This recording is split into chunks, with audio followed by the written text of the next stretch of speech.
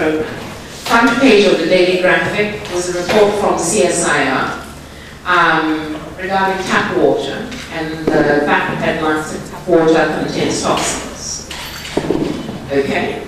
Within the same story, same newspaper, same day, there's a challenge from Ghana Water Company that says actually the tap water does not contain toxins, and they were disputing the findings, including the timing of the research and whether it is relevant.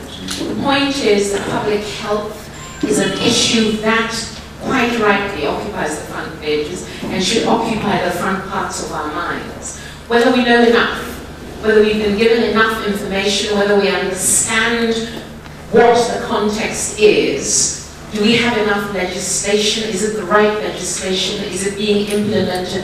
Who's implementing it? Is it all joined up? Is it being measured? Is it effective? Should it continue? These are the questions that we are here to discuss.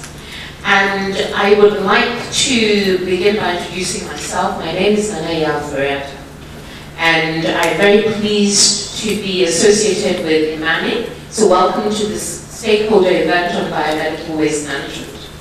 The program today is to share with you the research that has been done in Ghana on the issues of biomedical waste management, and to ask you and to challenge you and other people who are listening or who can join us by social media. First of all, is there an issue? Has the issue been thoroughly investigated? Is the research scientific? Who conducted the research? Who paid for it? Who's benefiting from this? Because you see all kinds of surveys, but is this accurate? And if there is a problem, has it been solved in other countries before? Is there best practice? Is there technology? Are there experienced people within the country, outside of it, who can help to address this public policy issue? I'm speaking to the Deputy Minister of Health, whom I'll introduce briefly shortly, about Parliament, and saying that the legislature has so much to do between now and November. Is there an opportunity to use this stakeholder forum to make the management of waste, biomedical waste, a burning platform? So ladies and gentlemen, welcome. We have a challenge here today. Our program is short, sharp and sweet. We will begin with introductory comments from Mr. Franklin Kujo. His claim to fame is that he's married to Mrs. Franklin Kujo. That's about all he's done in the world. We will have a presentation from two lead researchers, Brian Janzi and Keisha Osekufo of IMANI. We will also have a presentation by Dr. Mrs. Celestina Alote. She's a senior geoenvironmental engineer, currently with Golder Associates Ghana Limited. Previously, she worked as the senior environmental manager for Ashanti Goldfields in Ghana, so she would know quite a bit, I should think, about how to manage radioactive and other such waste. We have also on the program Dr. Victor Bampo. His doctorate is an actual doctorate, it's not a doctorate. Dr. Victor Bampo is the Deputy Minister of Health. Previously, Dr. Victor Bampo was my senior at Toronto Secondary School. And I think that's sufficient, except that he has done a couple of other things, so I'll mention. Before he joined government in July 2014 as the Deputy Minister of Health, he worked for the Global Fund to Fight AIDS, Tuberculosis, and Malaria. He worked for the UN World Health Organization for 11 years, and the United Kingdom's DFID for 6 years. He's a medical doctor, homegrown, University of Ghana Medical School, and postgraduate training in public health at Johns Hopkins University. We will also welcome Mr. Gerne Haley, Director, Country Director, UNAIDS. UNAIDS actually works, if you like, you can say, you can think of them as a policy platform or a policy partner. They partner with WHO, with UNICEF, and what they essentially do is to look at policy, the policy agency of the United Nations. We will have a session that has been put here as talking points, but really is to open up the floor, question and answers. And then we'll also have some commentary by Universal Hospitals Group. So without much further ado, I would like to ask Mr. Franklin Kujo, IMANI CEO and founder, to say a few words and the program begins. Thank you so much.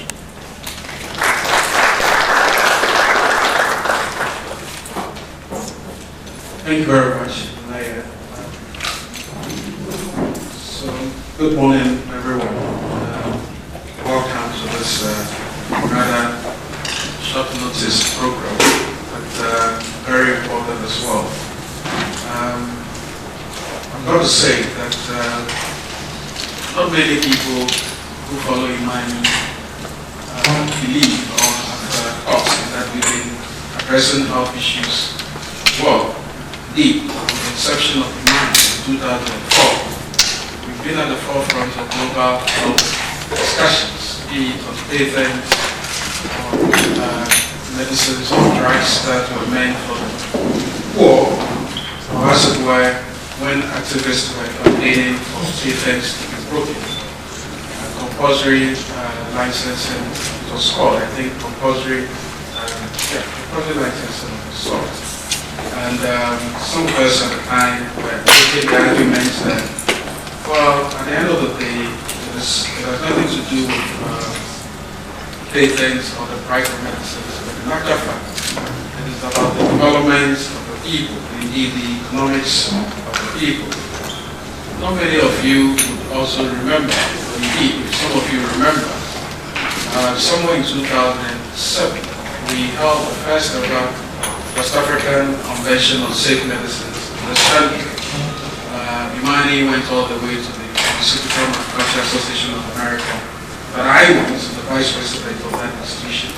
We got money and organized the first West African Convention on Safe Medicines because at the time, and I believe it's still the case, counterfeit or substandard medicines were a very significant revenue earner for criminals. And we thought that would continue that, but unfortunately, the Ghanaian businessman, pharmacist, manufacturer, didn't see the need for us to continue. And somehow, we suffered some significant, I call them drawbacks, not long ago when the Food and Drugs Authority decided to clamp down some entities that were supposedly importing substandard medicine. I believe that many of you also do not know how that matter ended, but it would interest you to know that we decided at IMANI to conduct a survey among 60 manufacturers of medicines, importers, and pharmacists, and then actually wrote a report which was the subject matter for discussions in Parliament, as well as the Ministry of Health setting up a committee to ensure that some of the recommendations we made were somehow implemented. And I'm happy to report, at least I've seen what the FDA is doing currently, that close to 60% of those recommendations are in place. Which is interesting. Naya and I go way back when it comes to alcohol health. Indeed, we've led the charge at some point when we wanted to have a national alcohol policy.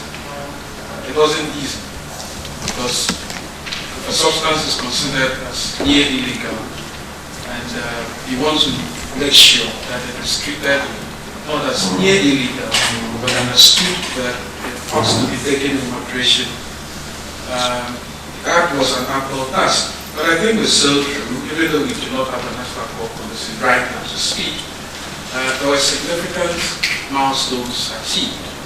I recall in 2007 again, and that was an incident that landed me in court the first time, when the Food and Drugs Board at the time had decided to ban alcoholic advertisement. Because the idea was that most alcohol manufacturers, as they were, local manufacturers were, advertising and showing odious flesh. But as it turned out, the Food and Drug Board at the time decided to use a single brush and decided that those who were manufacturing, I'll say, legitimate alcohol were also supposed to suffer. IMANI took the lead. I think I recall. We had discussions with the Food and Drugs Board chairman at the time, who is incidentally the MP from this area. And within the 6 of alarms, after understanding that lessons from other African countries did not merit his actions, he reversed it. And I can say comfortably that since then, there's been little tweaking of the alcoholic advertisement. Not that we still do not see the cashew, Jim Peters, and the pepper shop, Big Bear, and all those kinds of adverts, but at least we made some progress. Finally, on tobacco, I mean, we thought at the time, when everyone else was chastising tobacco and treating it as if they were effusions from exhaust pipes, we just asked a simple question. Was tobacco illegal in this country? Because the idea really was that if it's not illegal, then the best way to treat it is to ensure that smokers' rights were guaranteed. It has nothing to do with what you believe. As long as some people believe they want to smoke their way to death, you probably got to allow them. So you need to make room for legislation. I'm happy to also say that I think 4 years ago, we made representation before Parliament. Actually, an open debate between those who supported an almost total ban of tobacco. And some of us said, well, let's face reality. If you ban it, it becomes an illegal product, and only bootleggers will sell it. And then you have increased health outcomes that are negative. So with that little background, I suspect that there are agents of good health and agents in business who believe that IMANI somehow has some record and some force when it comes to bringing that clarity to what I call sound public policy. And so when some agents of business decided to approach us, we thought, well, listen, we've been thinking about this issue all along anyway, and it is an opportune time to discuss it. I am happy to be here and today to see that at least we are moving a conversation. And Nanaya did state, Parliament will be going, not because we'll be going on recess at all, but it's just going to be difficult to get any form of legislation, at least even table it in Parliament right now, because everyone is thinking about securing these on the seats. But we shouldn't say we wouldn't start, because these are very serious matters of health.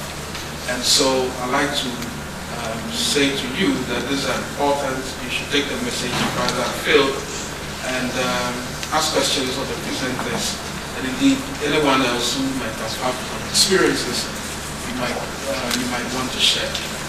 Thank you very much for coming, and I wish you a pleasant day.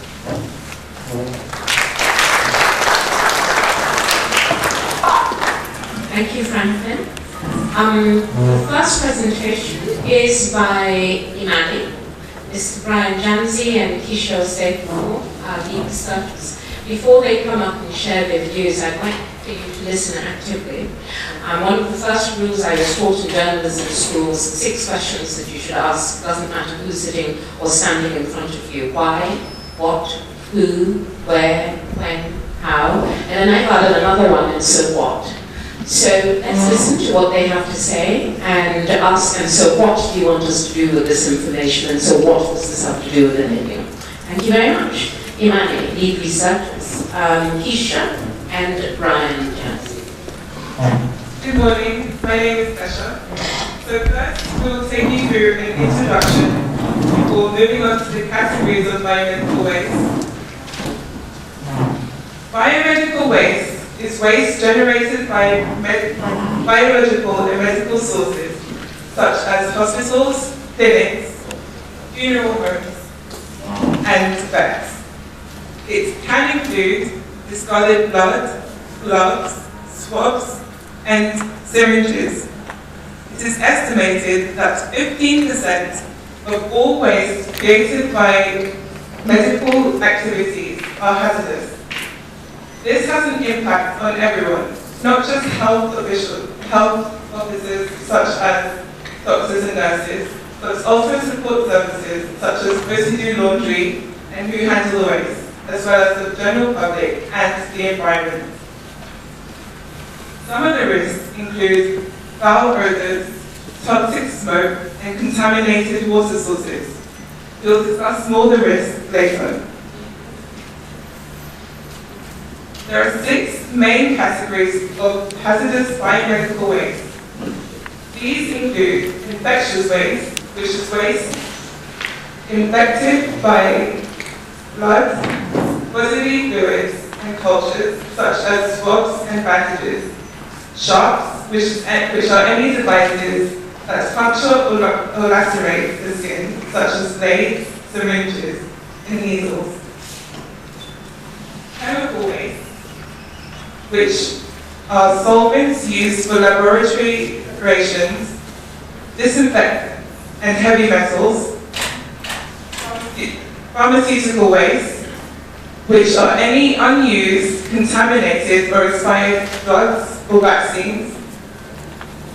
Pathological waste, which are recognizable human or animal body parts, organs, or tissues. And finally, radioactive waste, which are contaminated by radionuclide. Currently in Ghana, there is no existing law that deals with biomedical waste or that enforces the adherence to guidelines in policy.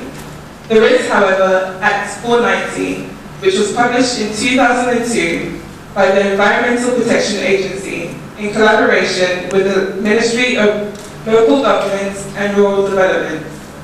It outlines different ways to segregate waste into different colored bags and containers, where black is used for general waste, yellow for infectious waste, and brown for hazardous waste. There are also 2 policies: the National Sanitation Policy of 1999 and the Healthcare Waste Management in Ghana Policy, which was published in 2006 by the Ministry of Health and the World Health Organization. These policies detail different ways to handle waste as it moves along the value chain, but they are not comprehensive. The value chain of biomedical waste starts from segregation, moves on to storage and collection, transportation, treatment, and then disposal by autoclaving and shredding, which disinfects waste, microwaving, which heats the water molecules in waste, incineration, chemical treatment, secure landfills, and burying. What we have found in our research is that hospitals are generally very good at segregating waste, but as it moves along the value chain, the attention is lost. In 2013, 200 randomly selected health officials were interviewed about the waste disposal methods they use in their facilities. It was found that the most common waste disposal method was to burn or incinerate waste. 27% of officials said that they did that with pathological waste, with sharps, 19% with general waste, 8% with pathological waste, and 2 and 3% with the other types of waste. Other waste disposal methods included putting sharps in safety boxes, burying pathological waste, and worryingly adding radioactive waste to general waste, and flushing infectious waste and chemical waste into the sewage system. And as in 2014, we looked at 2 different hospitals in Greater Accra and their waste disposal methods. In Kolibri Teaching Hospital, it was found that at the time there was a blocked sewage system resulting in liquid waste being disposed of in the nearby lagoon. Only 1 out of 3 brick incinerators and 1 out of 2 mechanical incinerators were operational. Only 20% of solid waste was segregated using different colored disposable bags. And despite the fact that there were leaflets all around the hospital promoting the use of different colored containers, they were not used. Even with this effort, All the waste ended up at the same place, where bags were left open after being exposed to wildlife, and overseeing staff went without any protective gear. In Bridge Hospital, which was at the time of the study was going through an expansion, liquid waste was drained directly into the sewage system. Waste was segregated using different colored bags and containers. And even though they paid for the use of a waste collection company, all the waste again ended up at the same place in the landfill. It is thought, however, that after the expansion, they will use a shredder and an autoclave, which are more environmentally friendly. Now my colleague Brian.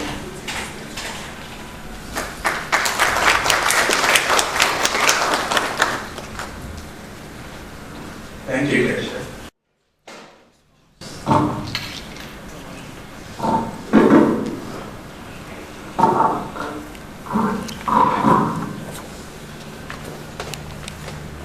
Good morning once again.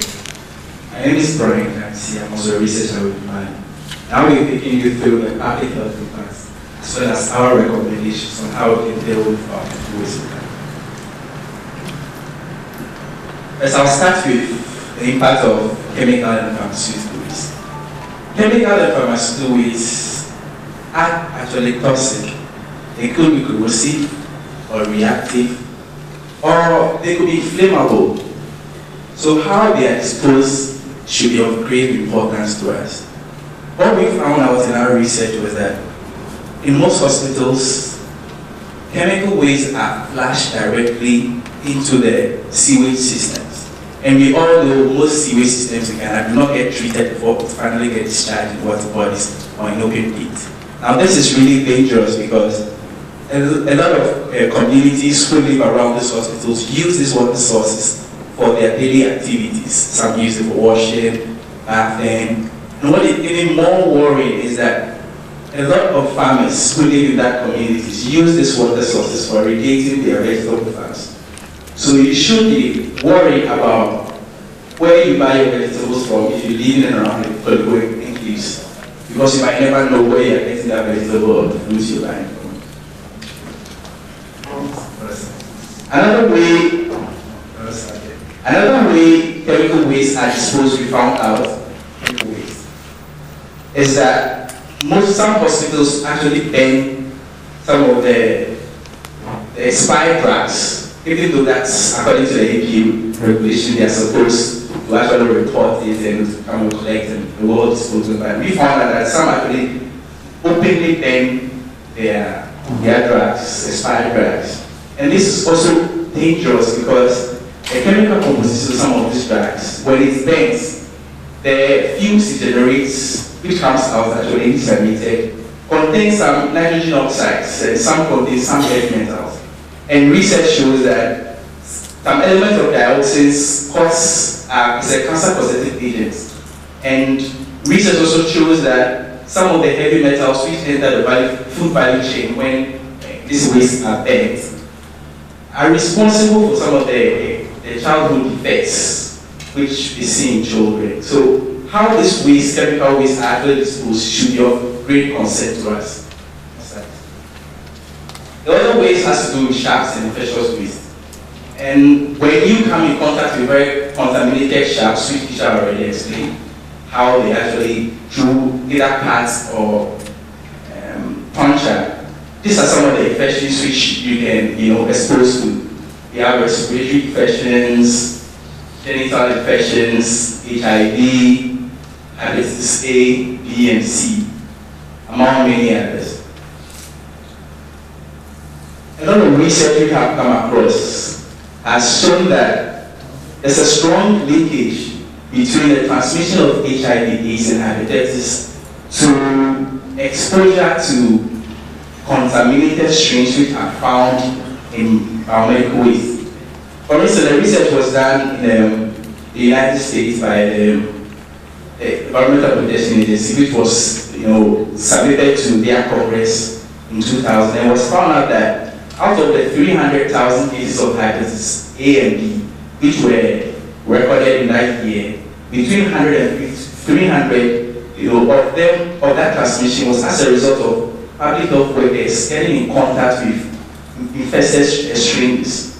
So then, if that is the case in the United States, I'm sure the same picture is what's happening in Ghana. But because in Ghana we don't really keep a lot of records and there's no clear medical evidence to show the number of people get infected as a result of, especially the health workers, as a result of having in contact with some of these sharks. We cannot tell the clear picture, but at least if such a report has been done in the US, we should be clearly concerned the number of our health officials and even people who come generally to the hospital and even scavengers who come in contact with some of these sharks which are thrown away. A personal story, I grew up in Ho, and which was, my house was really near the medical village. And it was common to find a lot of these strangers around. And I remember we used to take some of these strangers and practice that we adopt this. Imagine if this were infected with some HIV or something, and we got, predecessors or actually past us. We could have been infected without even knowing. So the way these sharks especially are disposed should be a really great concern to us.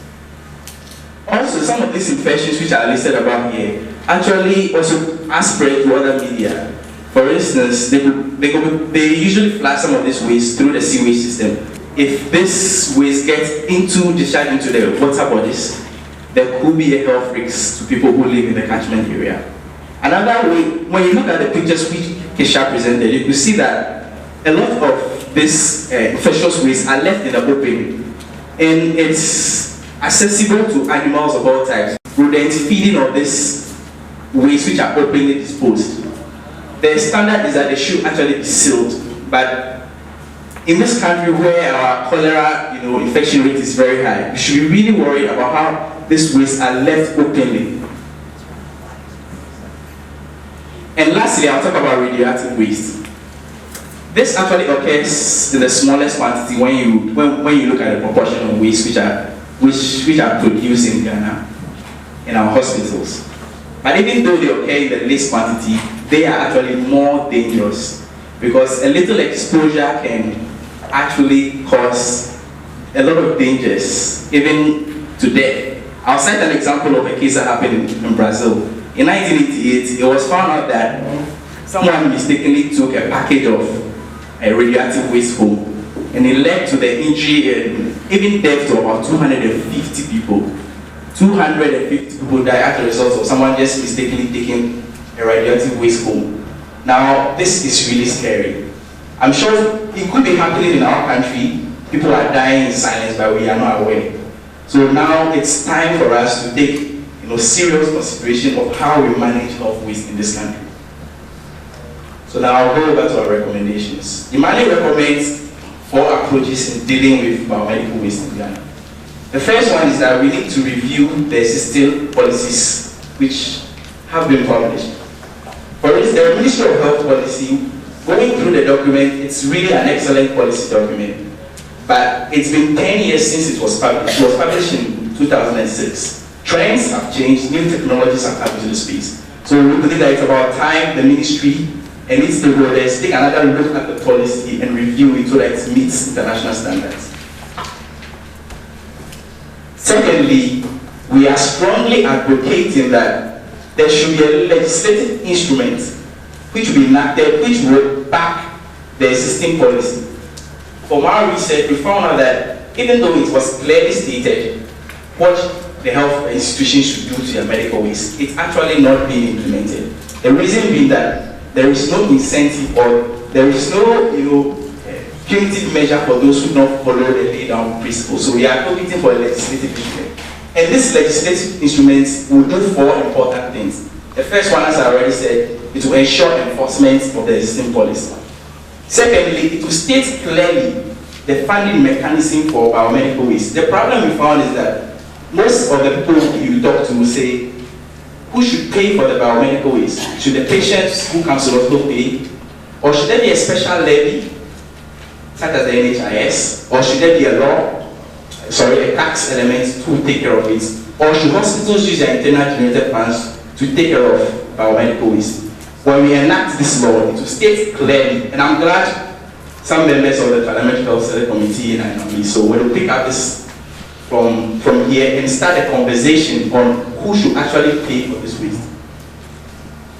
Also, the legislative instrument will actually, we are advocating that this legislation should empower the Ministry of Health to start a licensing regime, as is done in the solid waste management sector. Now, this, we are proposing that there should be a license given to specialized institutions who will be entering this space, mostly private sector players. And the licensing should have very stringent regulations and standards which the institution must follow in managing the entire value chain. And I'll be explaining that in the next few slides. And lastly, we believe that this legislative instrument will be a good incentive for private sector people to play in this space, because if there's a clear legislation and the raw materials which they need, which is the medical waste, will be sent to them, I mean, they have an incentive. They have an incentive to want to invest in this space because they will get a return on their investment. Our next recommendation is that instead of having on-site treatments which exist currently, we should open up the space for private sector players to actually invest in essential healthcare collection, transportation, storage, treatment, and disposable facilities. That's the entire value chain. So instead of allowing our hospitals to manage the waste they generate, there's clear evidence which are presented shows that they either lack the capacity, they don't have the funds, and cannot manage it effectively. So let's allow the space for a private sector person to play and invest into the entire value chain in managing the way we manage our waste in Ghana. For such, facilities to be built, like I stated earlier, there should be stringent licenses, so that it's not anybody who plays in the space. But before you play in the space, there are certain high criteria you meet. For instance, when it comes to the collection and the storage, there should be specific regulations, such as the institution should have tracks which have different storage compartments. They should have cold stores, advantage ways, so that they can actually keep the waste for a while. And also the people who actually handle this waste should be well trained, and the regulatory agency should actually enforce this to ensure that they go according to standards. And when it comes to the treatment and disposal, we are advocating that the particular institution that will play in this space should have a variety of treatment methodologies, not just autoclaves which are maybe already existing in the space right now, but we want them to have some of this variety. For instance, there should be autoclaves, there should be shredding, there should be advanced incinerators. The existing incinerators in the hospitals have been found out to be ineffective and produce more emission. This research was done by the Ghana Atomic Energy with the Ghana Health Service. So they actually recommended that the hospitals should actually freeze installing new incinerators. But there are new advanced incinerators which actually emit less and actually burn the waste effectively. So those are the kind of technologies this facility should have. And they should have their own chemical waste treatment plan, all part of this chain, as well as their own engineered landfill sites, so that we are sure that after the treatment of this waste, the final deposits are not transferred once again to the original existing disposable sites we have. The case, this facilities actually, it's not new, it's not novelty, it exists across the world. And we would like to state the case of India. In India, in the year 2000, they enacted a law such as one we are advocating for, and this opened up the space for private sector players to invest into managing the entire value chain of biomedical waste. And a company in the Spain city of Hyderabad, a company GJ Multiplay, actually invested in this space. They treat waste from 125 hospitals, and they have a range of autoclaves, microwave, and incinerator, and a landfill site, which we are actually recommending. Now, a research was done to see the effectiveness of this equipment which was installed. It was found out that it actually improved the way biomedical waste was handled in that catchment area. So this is not new. It's tried and tested. So we are advocating in a way that this should actually be implemented in Ghana. And when we were doing our research, we actually looked around the whole of West Africa region, and we found out that no country in Africa, I mean the sub-Saharan Africa, can I say, have some of this facility. So it means that if we actually the first to do this, it will be a novelty for Ghana. Finally, we are recommending that the Ministry of Health, in collaboration with all of its agencies, should intensify their awareness campaign to ensure that everybody is educated on the dangers of biomedical waste, so that when people come into the hospital, they know how to handle themselves, especially when it comes to those who handle this waste, the orderlies and those who do the cleaning. They should be continuously educated on the dangers which they are exposed to. We believe that all these recommendations, as well as other recommendations which the forum will bring up, are implemented, will actually solve this menace of biomedical waste in Ghana. Thank you very much.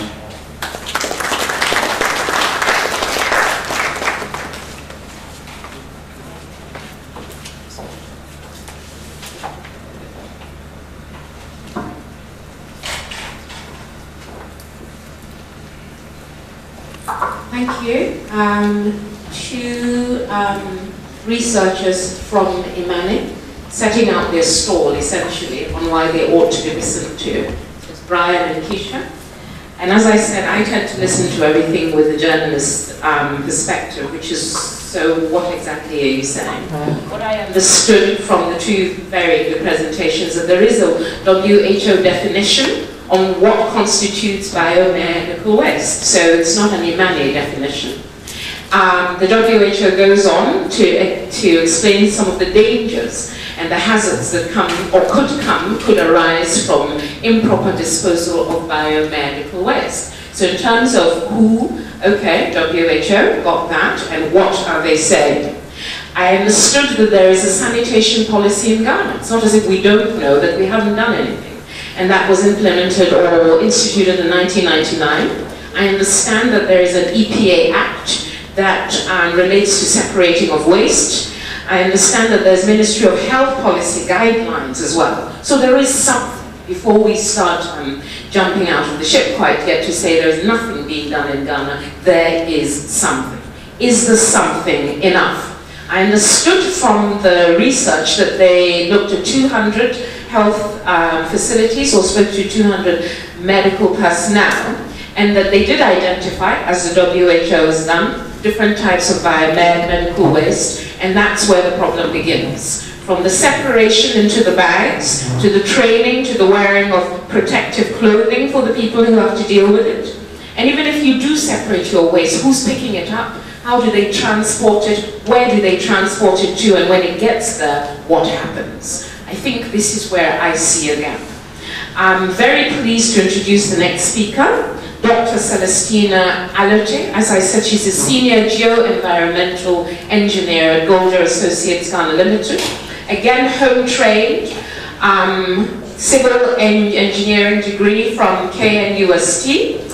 She's also got a master's and a PhD in geo-environmental engineering, specializing in waste management and the design of waste management systems. I'm very excited to have you be our next speaker, because I've already identified my problems and my questions. So I trust that you will answer them.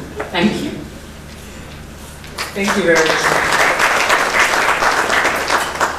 It's tough that before you even start speaking, there are questions. She's a brilliant woman. Yes, so yeah, I think I don't have much time for my presentation, so basically I'll get right into it.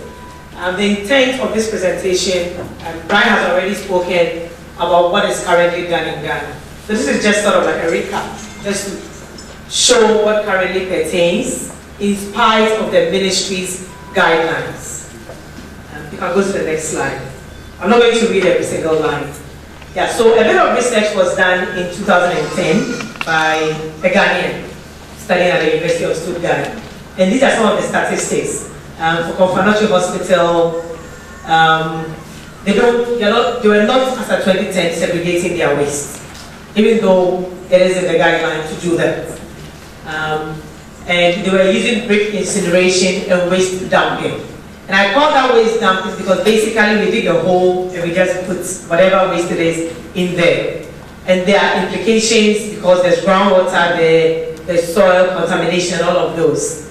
So, I mean, like a major hospital like Confanochi, basically not segregating, dumping the waste, oblivious. I don't know if it's oblivious or intentional, not knowing what the implications downstream for the downstream users. I know a lot of us in Ghana, I live in Accra, at Pokiase, and I use groundwater because unfortunately Ghana water doesn't get to me. So what does this mean? If there's a hospital next to me or maybe upstream of me, just dumping, burying this waste, and I'm just drinking the water downstream. So these are some of the things. I mean, right here in Accra, I'm drinking groundwater. Can I just go to the next slide? So yes, I'll just highlight on what proper medical waste management should look like. And I'm just taking a case study from Virginia in the United States of America. So basically, the waste must be classified. The hospital must know the type of waste it is generating. And now we're not talking about the domestic waste or the what we call municipal waste. That is the food, like food waste and all of that. So this is a biomedical waste. It must be classified. It must be segregated. As much as possible, we must try to minimize the waste that is generated. We shouldn't wait for our pharmaceuticals to expire, right? So that's one way of minimizing the waste generated. You must contain that waste. There are specialized containers. There are different colors specified where each waste should be put in. It must be labeled. There must be clear labeling that maybe this is radioactive waste. There must be the various biohazard signs on them. The handling, it shouldn't just be handled by just anybody, a cleaner with no gloves, with no protective clothing. It must be handled properly. Transporting must be done by specialized people, in proper trucks that have the proper, like Brian mentioned, compartmentalized, to contain the different types of biomedical waste. How must it be stored? Under what temperatures? How long must it be stored for? How must it be treated? And then finally, after treating it, how do you dispose of it? So just to say, I just took excerpts from the regulations, but I couldn't bring everything. So for the Virginia example, the generator, the regulation spells out clearly, whoever generates the waste is responsible. And that is very important because unless the onus is on the generator, the person really doesn't care. And in waste management, we have something we call a waste cycle audit. The generator must ensure that whoever picks up the waste is licensed to pick up that kind of waste. The generator must also ensure that the waste is taken to the right facility. So if you have that responsibility to ensure that your waste, the final disposal of your waste, is in a properly designed and permitted facility. You are responsible for your waste from the generation to final disposal. So you cannot say that, well, I gave it to Mr. X and that is it. I mean, in mining, I just came out of mining. In mining, we do that. You do waste audits. You follow your waste management contractor, who is permitted by the EPA, pick certain waste. You audit them right up to the final disposal point. So if they say they incinerated your waste, you need to see where that waste was incinerated. You need proof of that. Otherwise, you are liable if anything happens at the final disposal and there's any contamination. And that is where we should be getting to, because then people will be more responsible. And the facility where the waste is managed or where it is treated, where it is stored, it must be permitted. It must meet certain standards. The regulator must know about that facility. It must have certain facilities, and a cold storage so that you keep the waste at a certain temperature. You must, the owner of that facility must, before you build the facility, you must have an environmental impact assessment. What does it mean to have a biomedical waste storage facility here? You must talk to the public. What are the public perceptions? What are they thinking? And you must provide all of this evidence to the regulator. the facility must be designed and constructed by a professional engineer. Not just any person you meet, a mason who does the construction, or just anybody who calls himself an engineer. This must be a professional engineer who is recognized by a professional body in the country to do that kind of work. You know, you must have an operational plan. You must tell the regulator, how am I going to operate this from beginning? For when the waste gets to my facility, how am I handling it? How am I treating it? And how am I finally disposing of this waste? You must let the regulator know that once your facility is done and you are closing, where closing means your facility has reached its capacity, what are you going to do to ensure that the facility does not even become a problem for the people who live in the area and even for the country? In mining, we have a lot of such examples. You must submit financial assurance, and that is to say that if your waste treatment facility goes bankrupt, the government has enough money to rehabilitate and to close the facility properly. And the key word is properly. And the person who operates the facility must be certified by an appropriate authority. You cannot just pick up Kofi Mensah because he's looking for work and get him to operate such a sensitive facility. Packaging and handling. Packaging, handling, and transportation. The regulation clearly spells out, I've just taken a sense from here, how it must be packaged, how it must be handled, the type of PPEs you must wear, and how it must be transported. The regulation spells out the temperatures. It says the regulated medical waste that must be stored for more than 7 days. It must be refrigerated. Because if you don't, it starts decomposing, right? And with all the implications that come with it. And then you cannot keep your waste stored for more than 15 days. So you cannot just say, I'm waiting to get a lot of, maybe you run an autoclave facility or an incineration facility of a certain capacity. And until you get the capacity so that it's economical, you cannot say, I'm just storing this until I get enough capacity. There is a limit, and there should be a limit on how long you can keep this waste. And then for treatment, so basically you can incinerate it, sterilize it by steam, which is also autoclaving, or there are other methods. The lady mentioned microwaving, there's chlorination.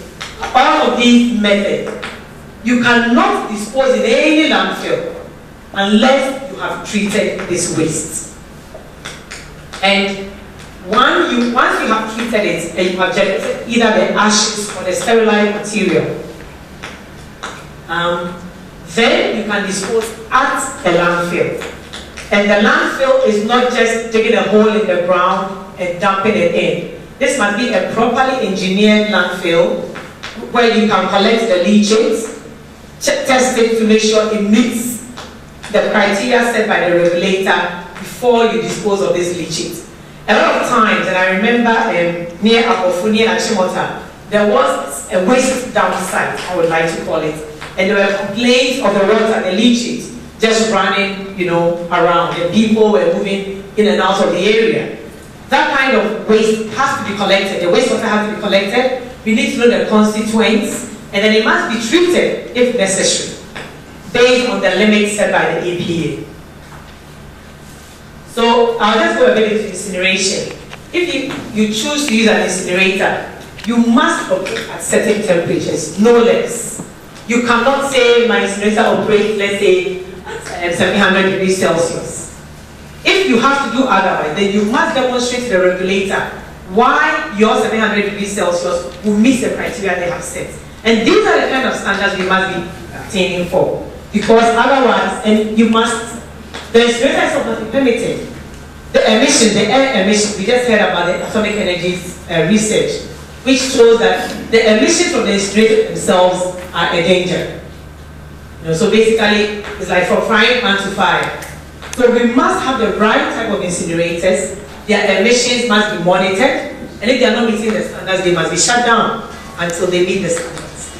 And then you must monitor. You need to know, I have incinerated, I have autoclaved. How did it look like? What are the characteristics of the final material? Did it meet the criteria? Can we go to the next? Yes. Once you incinerate and you get your ashes, sorry about that. you incinerate and you get your ashes, what do you do with the ash? Do you just dig a hole in the ground again and bury it? The ash must be tested. If it proves to be hazardous, maybe there are heavy metals in it, you must take it to a properly licensed landfill and dispose of it. You cannot just bury it in your backyard. If it is not, there are also landfills that are designed for non-hazardous waste, so you take it there. In either case, the landfills must be properly engineered. You cannot just put it in any piece of any ground. And then, in Virginia, the waste management regulation stipulates that you take a sample, you test it by certain methods that they have established. So you cannot say, oh, I did it by my method. I mean, unless you are Einstein and you can reference yourself, which is what I always say. Then you need to have a tried and tested method that is widely accepted globally, by which you test your sample. And then the next one we have is autoclaving. If you choose to use autoclaves, the temperatures are specified. There are different temperatures. I just took one of them.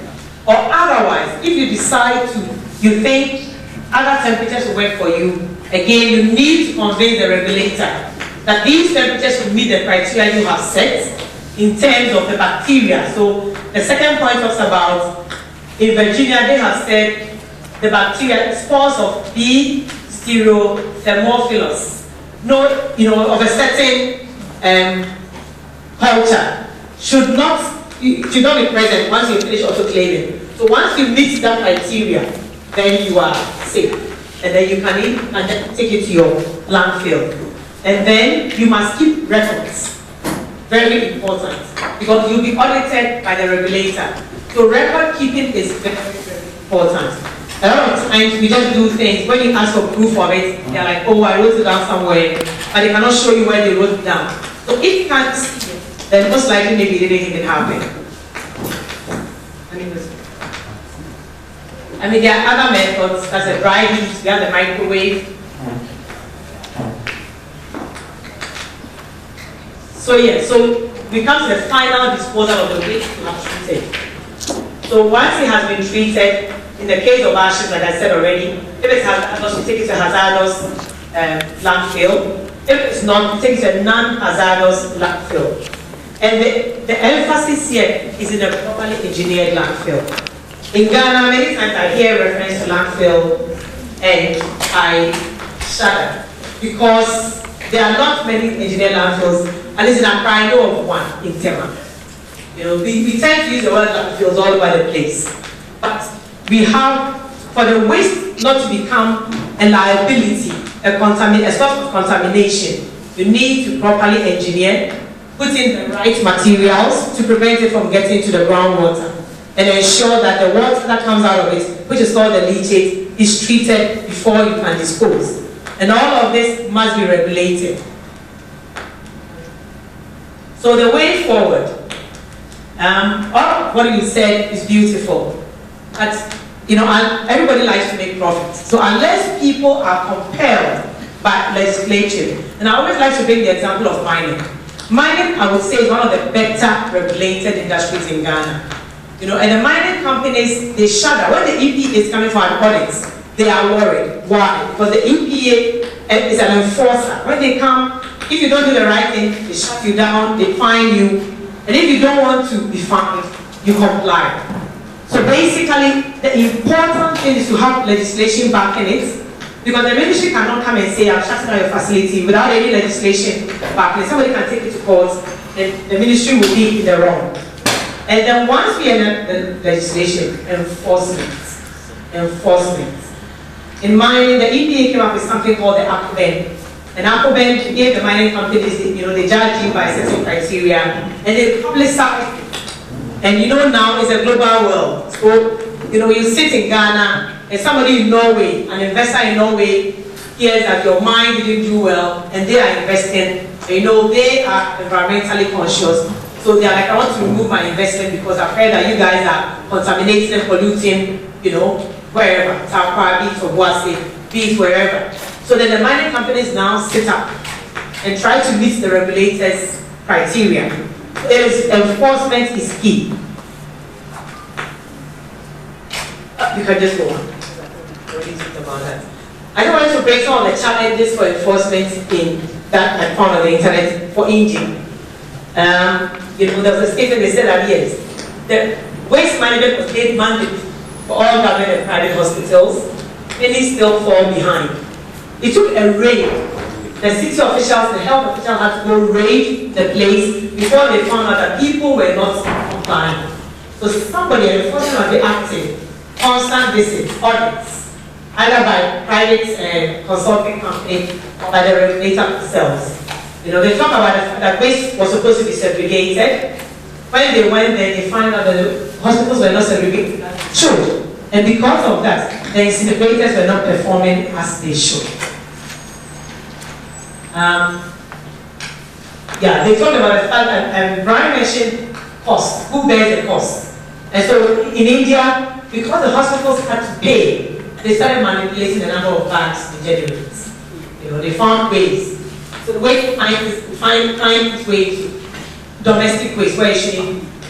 And then they talked about the fact that inspection, that they are going to continue inspections. So these are these examples to reinforce the fact that we need to enforce. The legislation is needed, thereafter enforcement.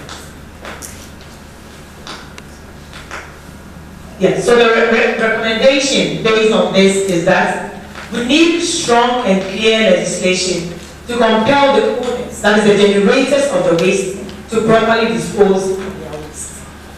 We need to train and educate medical personnel. Some of them are not even aware. The cleaners, maybe the doctors might be, the rest might be. The cleaners might not even know of the danger they are being exposed to. Then we need to have a more concerted effort to manage medical waste. And then we need to monitor. We need to monitor. Thank you.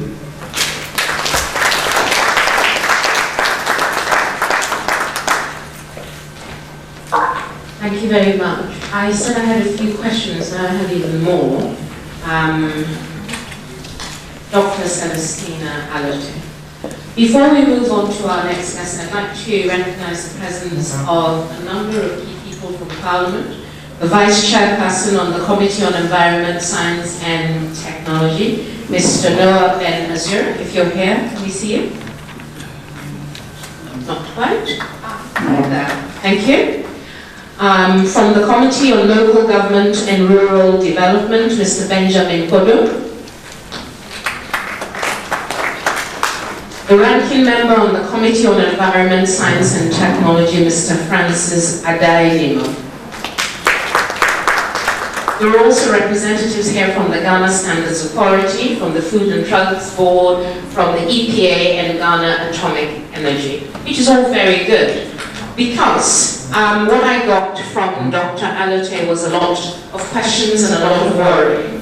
From the facility, the actual design of the facility, he gave us 6 vital steps. So basically, my uncle, who's a mason, cannot simply go and build this facility. The person has to be properly certified and know what they're doing. From the process of packaging, handling, and transportation, she spoke about treatment and disposal. Incineration, there are standards there too. The management of the ash, whether it's through dry heating, autoclaving, I believe is also what you brought up.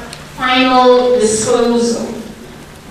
Throughout all of these steps that you raised, 3 words that concerned me greatly: legislation, training, and enforcement. These are areas in which we're not particularly strong, but we've seen examples of countries that have done it. It's not rocket science, it's not impossible. It is going to be extremely hard work. And I'm extremely pleased, therefore, to hand over to Dr. Victor Bampo, who, as I said, is Deputy Minister of Health, joined government in 2014, but has extensive public health knowledge and experience, both in Ghana and abroad. One of the things that I'd like for Dr. Bampo to address, we've seen Ridge Hospital coming up. We've heard the controversy as to how it's being funded, who's building it, how much it's going to cost. Please tell me that in this cost, or costs, as it continues to grow, is an example, best practice, international facility to manage the waste that comes out of labs. Dr. Victor Van. Thank you.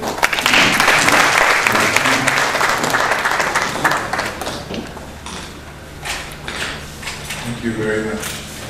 One of the reasons why I accepted this invitation was because I knew Nanaya was going to be here. She has a mind as sharp as a razor. And sometimes I think she has a razor that she uses to prod us politicians. So, good to keep us on that. So, Brandon, thank you very much for inviting us. Honorable members of Parliament, my own dear friend from UNAIDS, Eileen Gere, distinguished ladies and gentlemen. I think this is not one of the times when I'm going to make a very long speech. It's just going to be a few points to share with you. We've had a few fascinating presentations from Keisha, Brian, Dr. Celestina. I think it's very clear that we have, I think, about 18,000 hospital beds in Ghana. And it is said that each bed generates about 1.2 kilograms per day of waste, of which 15% is infectious and hazardous waste. Now, doing the math, I think this goes to give us about a little over 3 tons of that kind of waste every day. This is not to talk about the laboratories and all the other places. So clearly, there is something that we must deal with. As we heard from the presentations, I think Keisha stated the issue, outlined the environment when it comes to legislation and policy, talking about the EPA Act of 490, the National Sanitation Policy, and my own ministry's policy. We also heard about the impacts that this disposal or unsafe disposal of waste can cause and is causing. But I'm most interested in the recommendations and the way forward. And I think that is why we are here. I'm very pleased to see that to a very large extent there was a convergence of the way that it is being recommended that we go. So what Celestina said and what Brian said had some major areas of convergence. And if you permit me, I'll just mention one or two. I think Brian talked about reviewing the current legislation and then moved on to something that Celestina also picked up on, which is getting an LI in place, making sure that that LI is enforced. If there is anything, and this is with the greatest respect to our honorable members of Parliament, I think we have a lot of legislation in this country. One of the issues that we have to deal with is how to enforce it. Given the gravity of the problem, given the potential nature of explosion, given the fact that we are all gathered here to share ideas, I think the resolve of the Ministry of Health would be that whatever comes out of this meeting will be taken very seriously before we get a major problem on our hands. So that one I can resolve to take forward. I'm hoping to stay to listen to more ideas from the floor, to condense those ideas and consult with members in the ministry and see how best we can take this forward for a better Ghana for all of us. Thank you very much.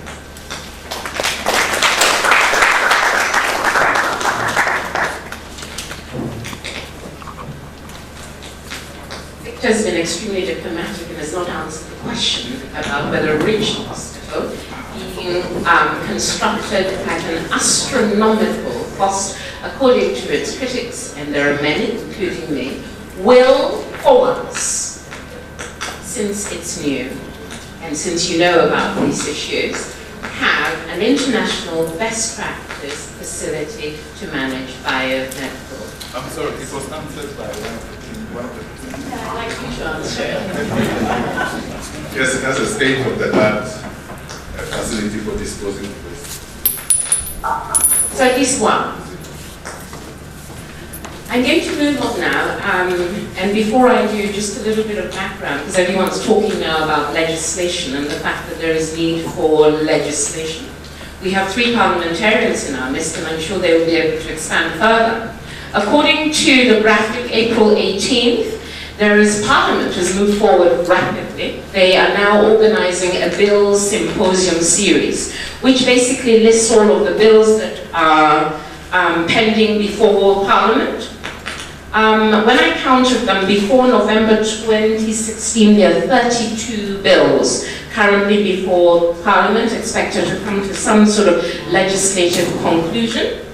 There's a further 24 that may be laid before the House. So there is no mention, absolutely, about biomedical waste, but there are some bills that make reference to the environment, that make reference to health. So perhaps during the question and answer time, it would be a great time to engage our parliamentarians to find out whether anything that has been said here is already captured in part or in whole, or whether there's an opportunity to turn this into a burning platform for this sitting of Parliament or the next. Because the biomedical waste problem does not start today, and neither does it end today. It will continue into January 2017 and the next until it's addressed. My next speaker, our next speaker I should say, will be approaching this from an international perspective. The country director of UNAIDS, essentially the policy agency of the UN agency, and I think that once we looked at it from the ground up, it would be useful to understand also from a UN international perspective, because essentially we're looking to have safeguards that are internationally acceptable and recognized, just like in the mining sector. So I'm going to ask Mr. Gemma to join us and to share his views. Should we be pushing for legislation? Are there other things that we ought to be looking at in policy? Mr. Gale.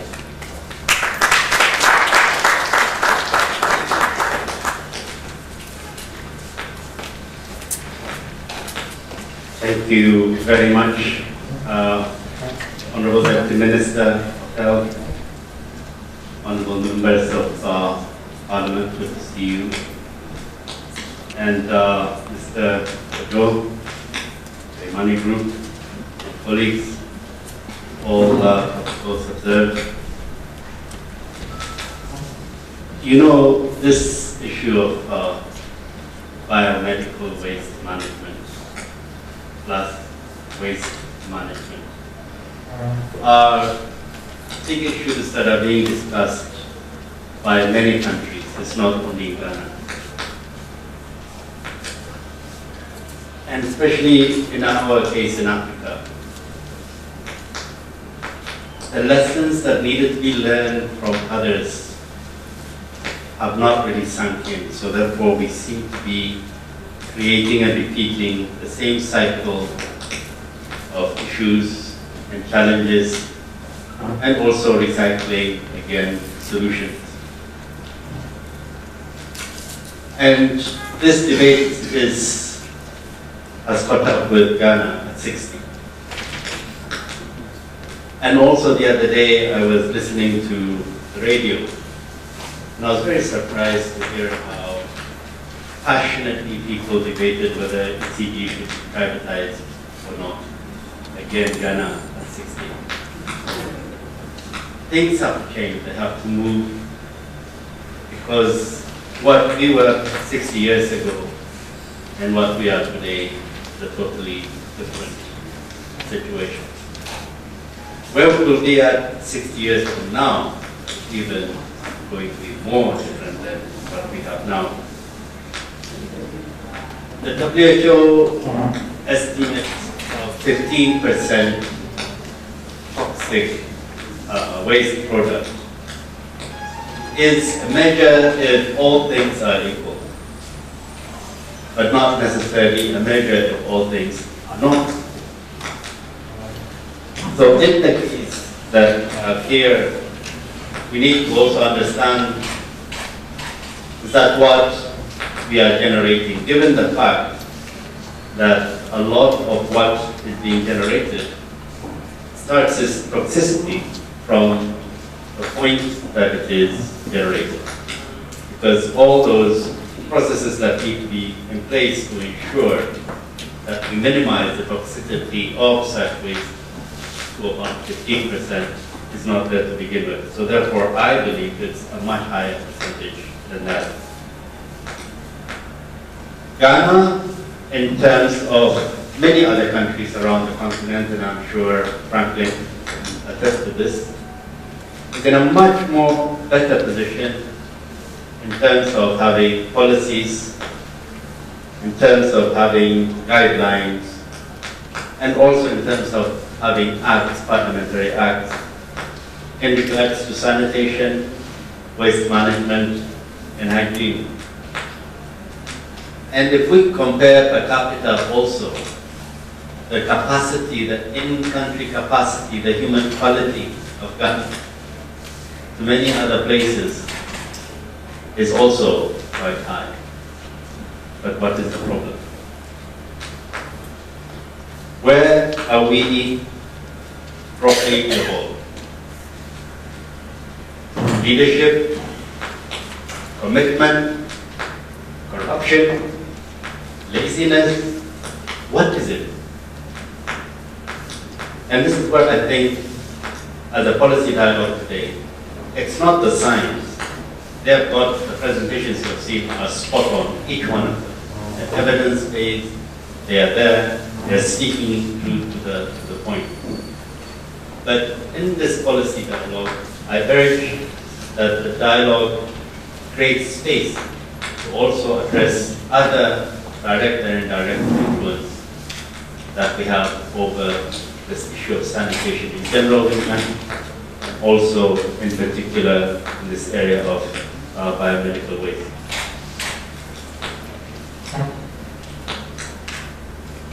Today, as we speak, there was a research sometime back, a few weeks back, which said that if we continue at the current level of work that we do around waste management, it will take Ghana and many other African countries centuries to achieve what we say we should achieve in our policies. New hospitals and new structures are being built, and of course with hospitals and clinics, this is a very important factor that needs to be included in the planning, in the design of such construction. Furthermore, the professional service that needs to be put in place, as mentioned by our engineer presenter, is also a strategic issue. We cannot leave things to chance anymore. There are big businesses around us in the world, and if we think that Ghana generates a lot of waste, then you question, then why don't we have these big businesses here that are using waste as raw material to get the business going? Because it has created a business opportunity as well. And a business opportunity should also be looking at professional services as well. So therefore, there needs to be a look into the standards of management and waste management, especially biomedical waste management. So with this, I want to say thank you to IMANI for putting us together on this. And I also want to urge once more that the policies and standards that we have need to be audited, and that our policy discussion should also widen a bit to include other serious factors that contribute to the problems that we have at hand. Thank you very much.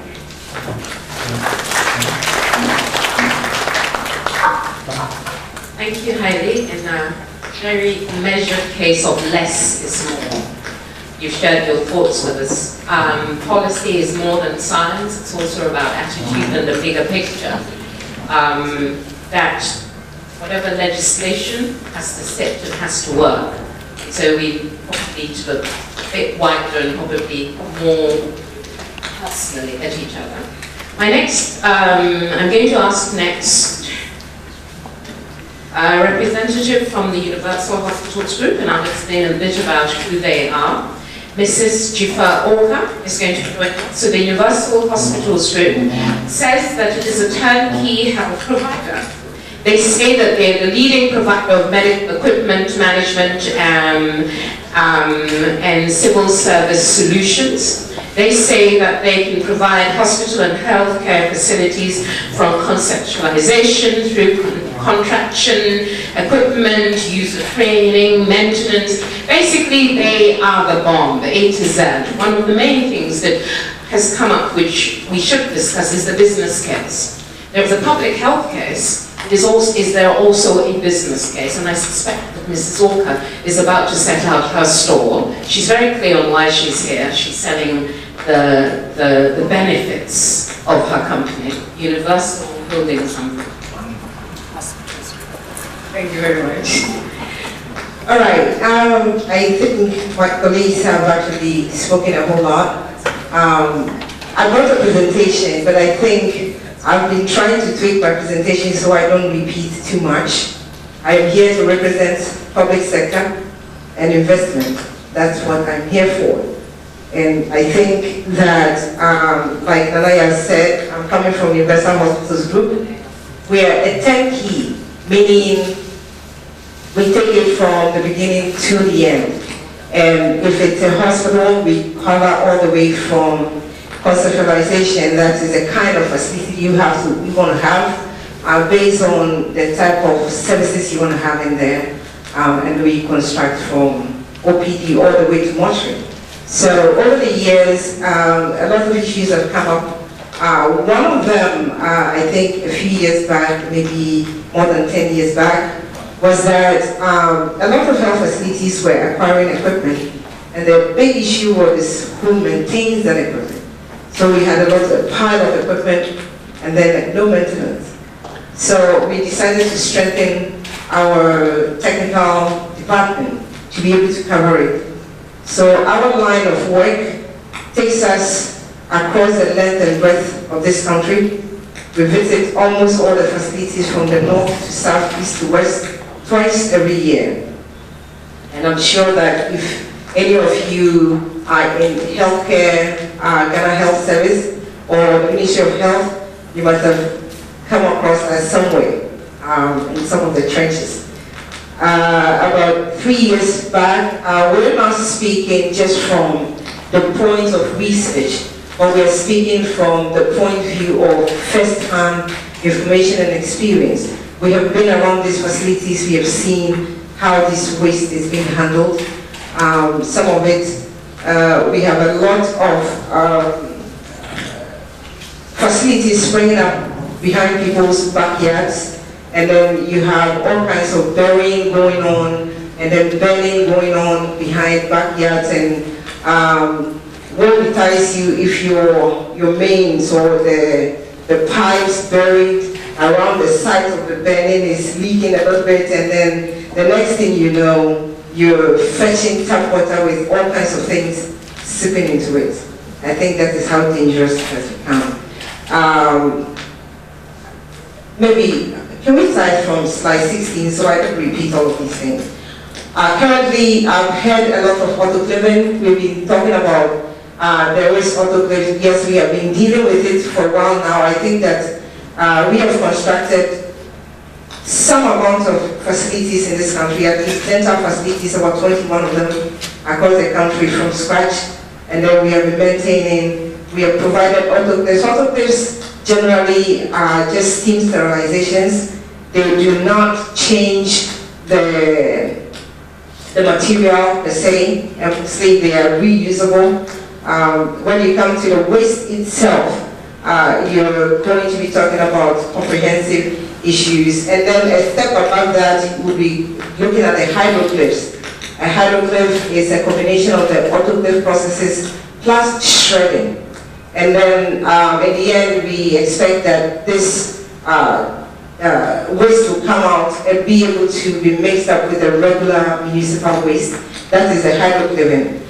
So we have taken the step to install 4 of those units in the country so far, and it's been going on. With the installations that we have made so far, it has been very helpful. This is just a typical hydroclave that you can see, but I'm not going to go through it because I hear my time is running up. So these ones will come up with a shredded and then powdered waste like this. This takes syringes and all of those things, and then it comes out like this. So that is not infectious anymore. Next slide. We have a proposal on the table, and I'm sure that we have been talking about legislation because these investments are very intensive and very high cost. We have started something, but then we're also looking forward that as investors, we will have some legislation to be able to protect our investment. Next slide. We're proposing a comprehensive waste treatment system that will look at the components from the centralized healthcare waste collection, transportation, storage, treatment, and disposal, a facility, and in that particular complex would have also a well-engineered landfill to be able to take care of biomedical waste, not just the regular waste, like our expert talked about. So that's our proposal on the table. Next slide. So that particular complex will be using the 4 basic processes that we use in the medical waste. If we want to comprehensively cover this subject, we have to have a complex that would use all of this treatment. The hydroclaving, autoclaving must also go with the thermal. In the thermal, you have the incineration. And what we're saying is that the incineration that we have in the system right now, that most of them do not have the air pollution control devices. That is why we're having a lot of emissions. Those should have more advanced forms. And also thermal in the area of the microwaves, that's about the safest we can have and can cover a whole lot.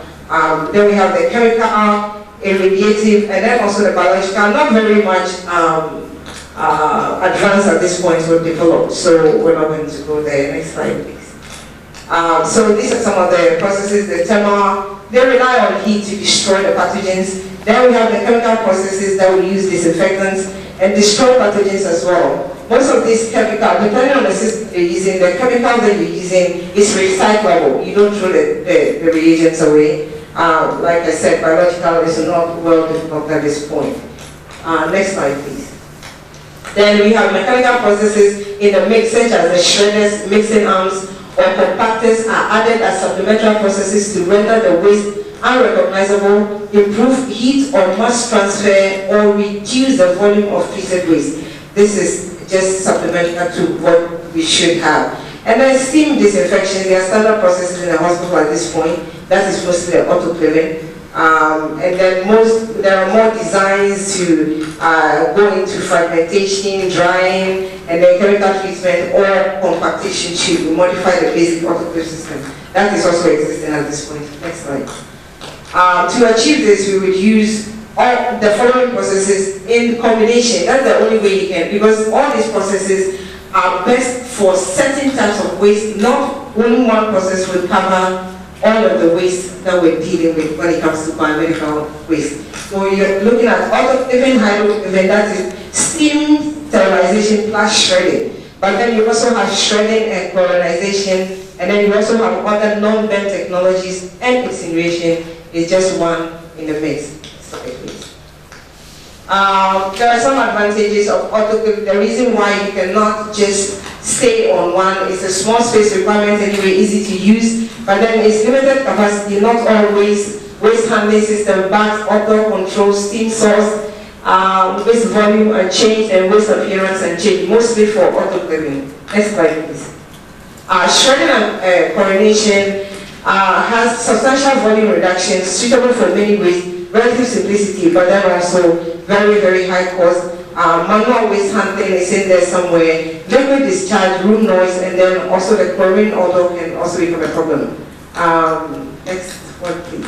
You also have the incineration, and then the biggest advantage of this particular one is the waste reduction, and also using most of the countries at this point that have space issues with the landfill. So this one reduces it dramatically to reduce the stress on the landfill. Next. Okay, let's go on. So just some illustrations of the process. I was talking about the chemical processes, the shredding and chlorination process. That's for liquids, human and animal waste, usually with the I don't agree with the eyes.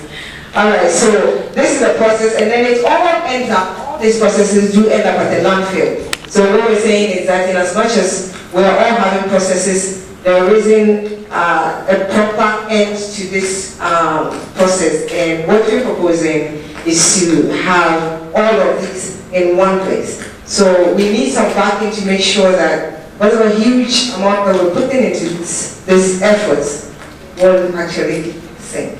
Thank you very much.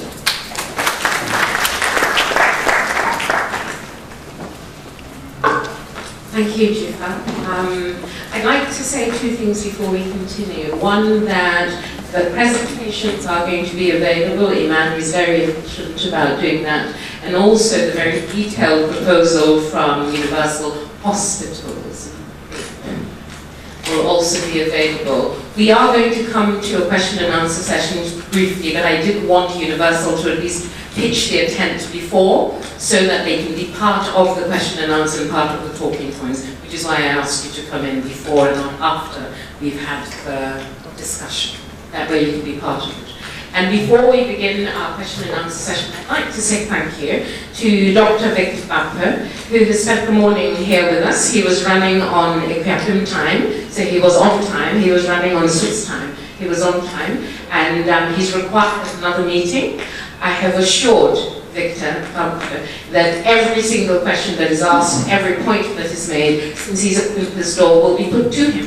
Stakeholder engagements are part of public policy development. This is a beginning of a conversation. It cannot possibly be the end. So thank you very much to Dr. Bamper. We want to ensure that he's not late for his next appointment. Franklin will be walking Dr. Bamper. Ladies and gentlemen, a round of applause for our Deputy Minister.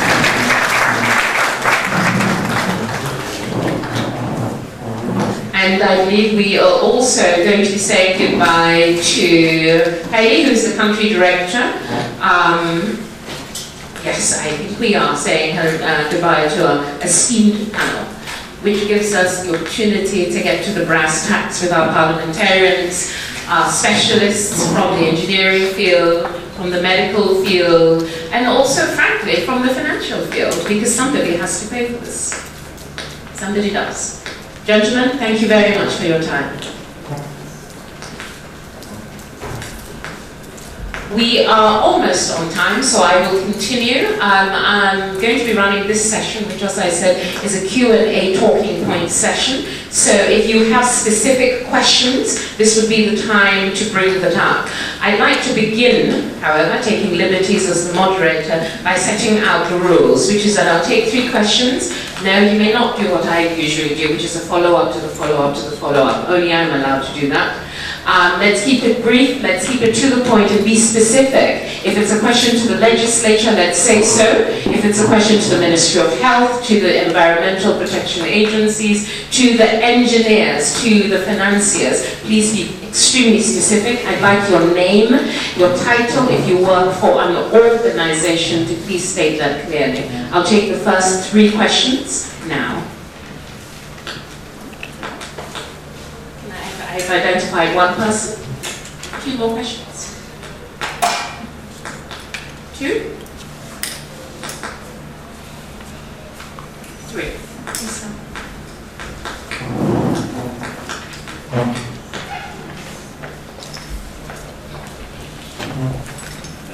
Thank you very much. My name is Anthony Benson. One of the engineer, Anthony Benson. I am the Waste Management Director for AMA. I've been at post for a couple of months. Mine is not a question per se, it's a contribution. The National Environmental Sanitation Policy was cited in one of the presentations. and it was said that it was prepared in 1999. Yes, it is right. But then it was reviewed 11 years after, so 2010, that was when it was reviewed. That was one. Number two, it was also said that apart from Tema landfill facility, there isn't any Indian landfill facility in Ghana. Oh, in Accra. Oh, that's correct. Very good. And I would like to add that now we have 4. The first one was commissioned in Tamale around 2003. The second one in Kumasi, more elaborate one, 2004. And then Tema and then Takrade. So we have these 4 in place now. Number 2, I also understand that Zoom Park has a medical waste treatment facility, I think at Station. So I also want to bring that to the notice of the stakeholders. Thank you very much. So clarification received, thank you. And also the third person, if I can have you up here and make it smoother and faster. Thank you. I think it's Dr. Juliana Ahmed. I head one of the newer public hospitals, Lekma Hospital. And these are hospitals that are built without any input from whoever, and we are expected to occupy them and take good care of the waste. So I'm wondering, we have an incinerator that was built for us. It's very ineffective, and we need a new one. But I never knew that there were specifications on incinerators. So now I want to look what type and where to get these pollution minimizing incinerators from. That's disturbing. A hospital, a big one such as Beckman, built, and as our engineer was pointing out, has been built probably with the best of intentions. But what are the standards? And nobody told them. They've done their best, but their best is not good enough. So, interesting. Perhaps somebody from the EPA, Ministry of Health, can address this issue subsequently. Thank you very much. My name is Long from the School of Public. I would want to find out from the researchers. You mentioned you you sampled the respondents, 200 were randomly selected, how that was gone about. And the facilities that was selected, 2 hospitals came up, Reed Hospital, and then I think another facility. How were those facilities selected? What criteria was used for the selection? The other, you acknowledge the number of policies that we had available as far as medical waste management was concerned. I have looked at the MOH policy. There is also another policy, the Ghana National Services championing on infection prevention and control. And in that, medical waste is a key component as far as that is concerned. Having looked at the challenges we have with implementation, I don't know what your opinion is. Do you think that introducing or legislating another policy is the way to go? Or we look at how the existing ones are enforced so that we are able to get the Virginia experience that was presented? These are my thoughts. Thank you very much. I think those are very good questions. Ladies and gentlemen, I'm sure you've noticed the microphone cuts back and forth. I am going to have just a brief moment while that's being resolved. When we come back, IMANI answers the question, and then I think there are 2 issues you raised, whether we should start policy afresh or whether we should refresh the policy that exists, and perhaps the parliamentarians can speak to that. Representative from IMANI, to be specific about the type of methodology that you use. I think it's a really good question because you're citing statistics, but really, where did you get that from? And is this good enough for us to be encouraging a conversation around legislation? Thank you very much. I'll start from the criteria selection. Now, before I go to that details, we actually can spend a whole day discussing methodology, discussing the approach to research, which is a very legitimate issue. But what I believe we should focus in our attention on is the outcomes, because this is not really an economic research. That will require some types of, we are not finding relationship between variables, and we'll be playing around how the variables interact with each other, what are they really, We'll spend more time discussing that, but let's focus.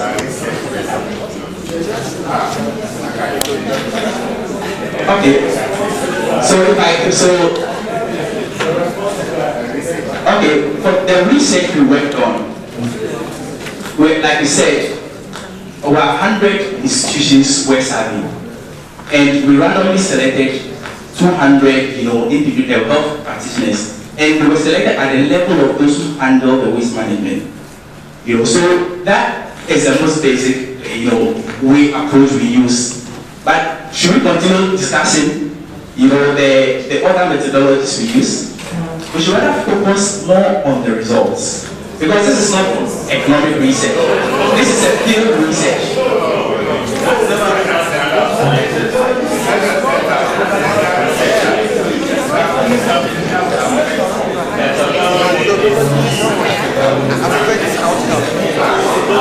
Excuse me. I think I was quite clear that I'm in charge, at least for now. Thank you. If you would like to rebut what it is that he has said, please do put up your hand. That's the whole point of this. But it's not helpful if you're just whispering to yourself. I want to hear what you have to say. Because what you have to say might be useful to someone else. So, my understanding is that you're going to insist that this is field research. You disagree. Excellent. Move on and answer the next question, and somebody will no doubt take you down. The second question has to do with there are other existing policies. Yes, we actually work on it. But I want to state clearly that there's a difference between policy and a legislative instrument. I think the gentleman was confusing the two. We have a lot of policies in this space, but what we lack is actually a legislation to enforce the policy. Because the policy actually just states the guidelines, do A, do B, do C. But what ensures that they actually follow that policy? That's why we are advocating for legislation. So I want to state clearly the difference. And there was a question about incinerators and the different types. There are experts here, I'll let them answer that, but I just want to say that as part of our recommendation, one of the things we stated was that we shouldn't continue allowing more hospitals to keep building their own incinerators. Let's move away from that because it's not efficient. They don't have the manpower to keep, maintaining it like what was said earlier on. So let's use a different approach. Let's have a centralized system. So like it's done in the solid waste management, there'll be catchment areas. And those catchment areas, there are hospitals there, the facility will collect those waste and manage the entire value chain. And these facilities will be licensed, so we are sure that there's actual regulation. They are following the layout regulations. That is a better option than letting hospitals keep, importing their own incinerators. You're going to generate more greenhouse gases to the environment. I'd like to know if anybody from the Ministry of Health could answer the question that was posed by the doctor from Lechma. She is rightly concerned. They have gone ahead and done their best, but who's judging whether their best is good enough? Is there anyone from the Ministry of Health who can answer that question? No. I believe there is from the Member of Parliament. Yeah, that is correct. Thank you very much.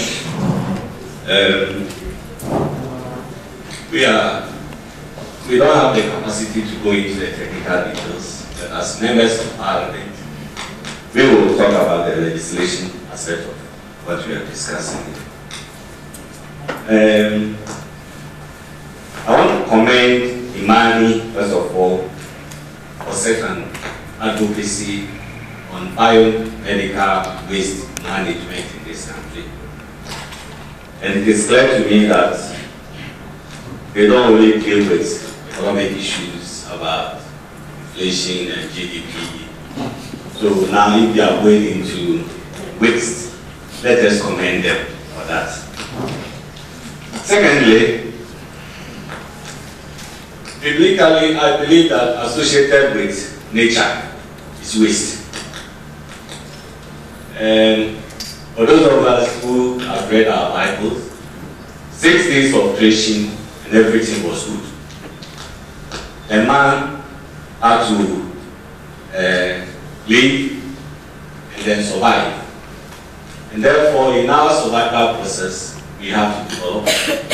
And in our development, we are creating waste. One day, you become waste, I will also become waste. Am I correct?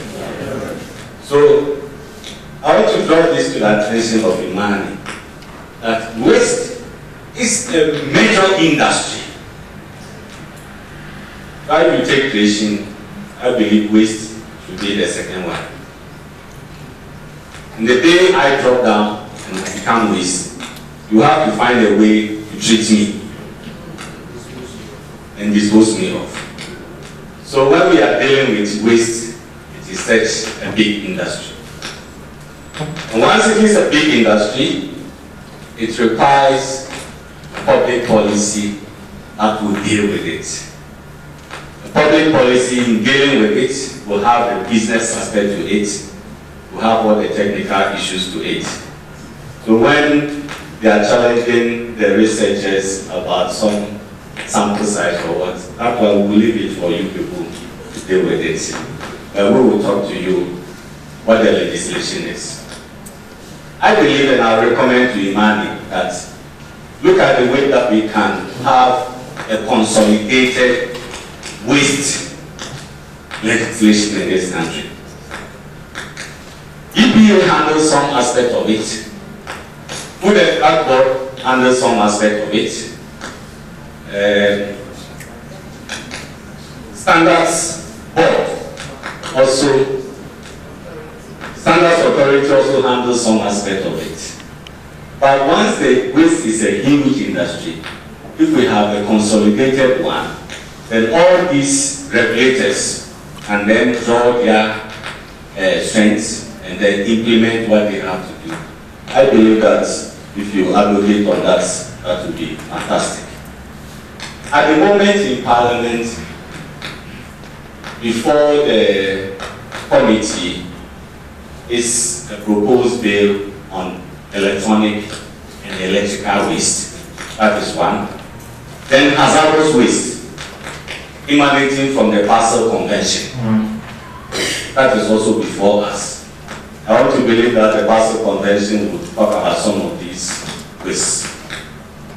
And we know that there are also other aspects of waste. The radioactive waste we are talking about handled by Ghana Atomic Energy Commission. We could even have the nuclear waste, and then the normal solid and liquid waste generated from our various homes. So in terms of legislation, we are now dealing with this subject matter in Parliament on hazardous waste and the electrical and electronic waste. In fact, just last week, delegation of MPs, they were in the Netherlands to look at the recycle plants in the Netherlands on how they handle electronic and electrical waste. So I will urge you that if you can initiate a discussion with the sector minister on environment so that we can consolidate all this and whether we want EPA to be the main body to handle all these aspects, or we want to segregate them under the various regulators that we have. Yes, we know there is a business to it, and if the business can flourish, we need, investors want to see the legislation. What is the source of revenue that is coming into that sector? And if they are investing, can they recover their investment? So I agree with the Investor Hospitals Group on that score, so that the legislation can look at comprehensive funding. And I just permit me, on the issue of the electronic and electrical waste, for instance, we're looking at a funding arrangement on setting up one of the public funds, so that just as we use the DACF for some payments for liquid or solid waste disposal and treatment in this country, and we also have another kind of funding arrangement publicly to deal with those who invest in this area. We need to find that, because one day you also have to find a way to dispose of things like this.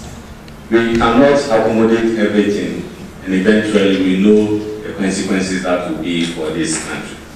So we are with you on the legislation, we are with you on the funding, and in terms of the other areas of business, we leave that one to the private sector.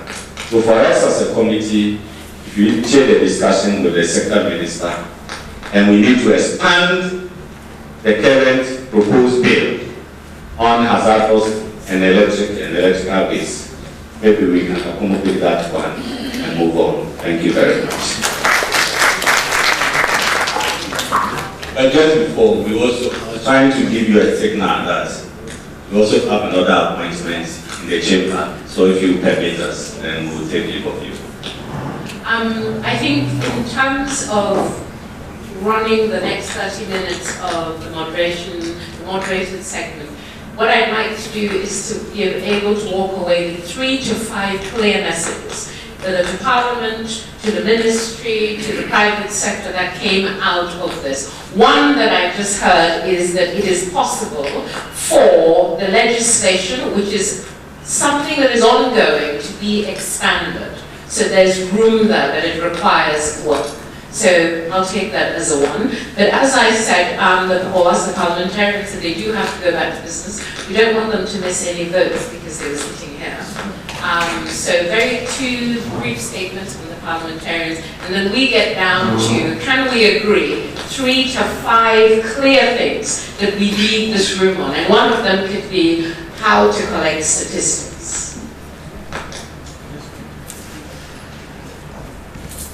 Thank you very much. My name is Benjamin Kodo, Central Constituency MP, and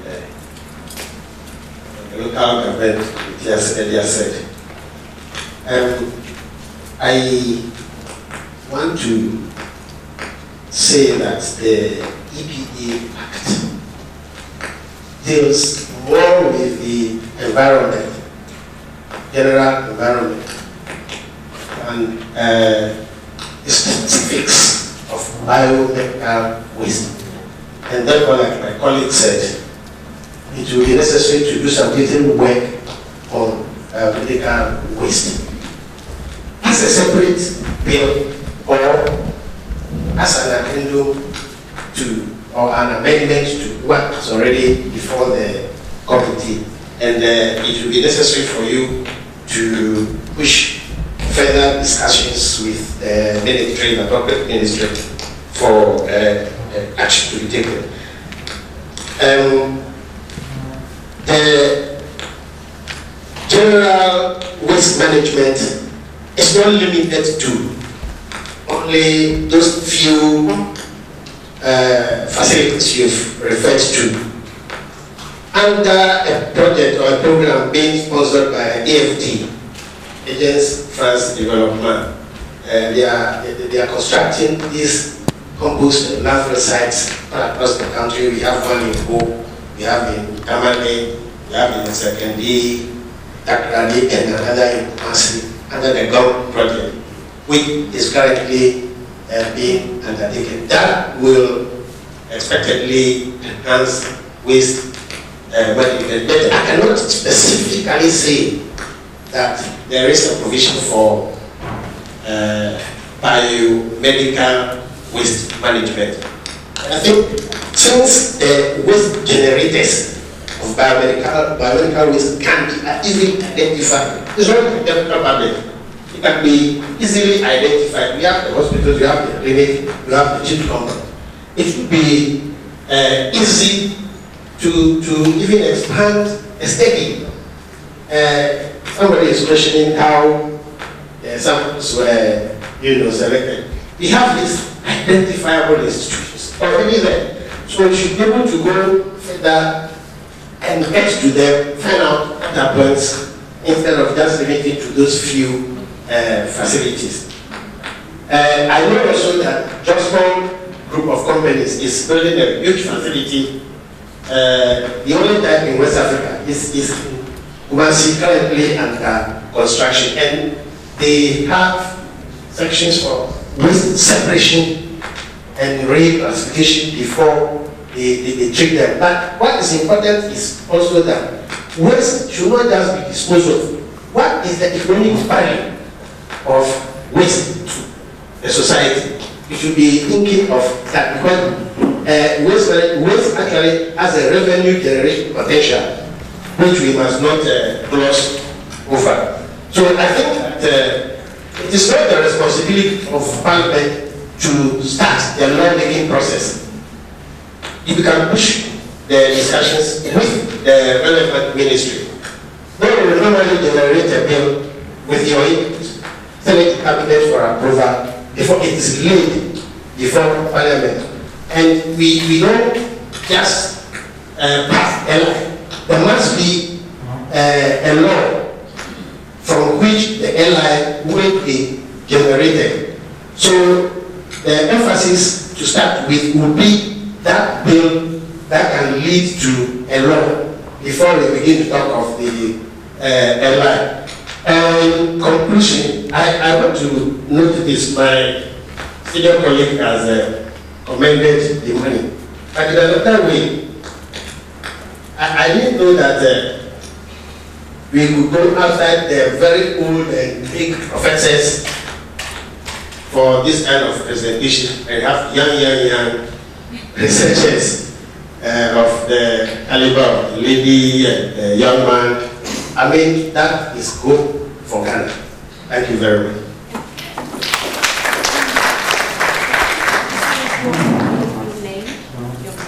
Yeah, thank you very much. Noah Ben Azuri, MP for Binduri. And I want to just commend IMANI for organizing this food for us this afternoon. And like I've said, my colleague, the ranking member on the environment, has already explained. We had about two bills, the hazardous one and the electrical bills.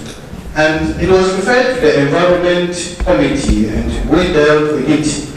And that even enabled a team to go to the Netherlands, Amsterdam, look at their facility. I happen to be one of the team members who went there.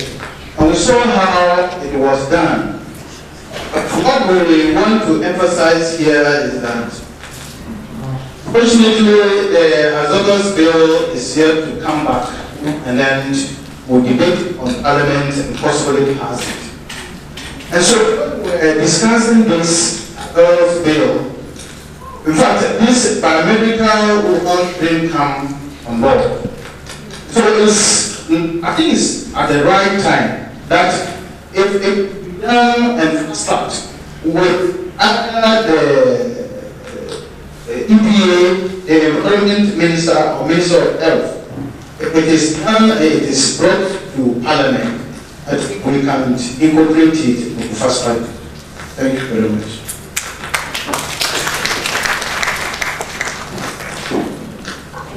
Three representatives from the legislature will have to leave. So we will, Franklin will be escorting them out. There were some follow-ups to the first questions that were posed. Number one, there is still no response from anyone in this room to what hospitals like LECMA should do, so that concerns me greatly. Number two, there was pushback to the statistics and how it was gathered. And so if these are issues you want to follow through, again, put your hand up. If not, I'll move on to the third. 1, 2, 3. I just want to give a brief answer to LECMA Hospital. They were talking about they have an incinerator that is not functioning properly. I think that with the biomedical equipment and then what the standards are, we're talking about acceptable standards across board. We do those kind of consultations as well. Some of the equipment is not appropriate for our environment, and we look at that also, especially even not in the area of just incinerators alone. I think mortuaries also are becoming a problem. So we can actually talk about that also in these specifics, not in this forum, but we do have that. making the business case again. Thank you. Thank you. I just wanted to make a quick correction there. The Honorable is gone. About the EP Act 490 deals with broad waste.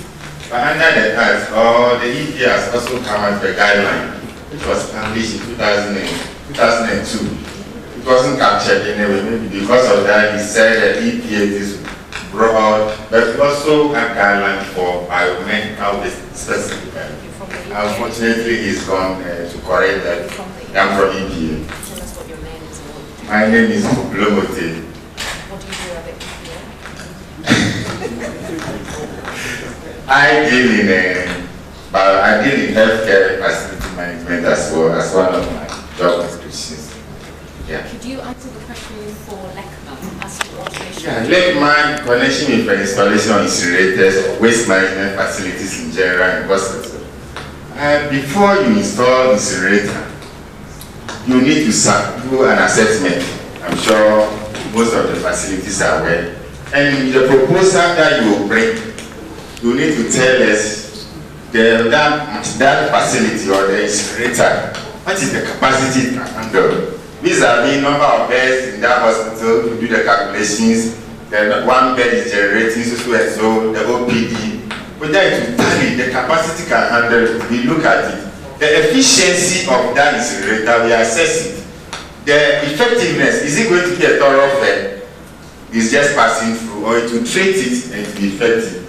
And the flue gases, you are generating it, you are curing one and generating another problem. So we look at all these things. At the end of the day, we can give you an approval to install it. So it's not a matter of, I have my money, I want to install an incinerator. Okay, where is the market? Okay, this is the market, I'll go and purchase install. No, it goes beyond that. Thank you. Thank you, but I think what you've also pointed out inadvertently is how futile in some ways the EPA is. This is an existing hospital. They've gone ahead without you. That's the point. The fact that you have the guidelines and the policies and all of that is great. The point is that you cannot find where they are, you are not monitoring them, and they're doing as they please. So for me, that's one of the big red flags that I'm seeing. You can have all the policies, but if it's not pertinent to the ground, it doesn't matter. So thank you for your answer. I believe there was a third question.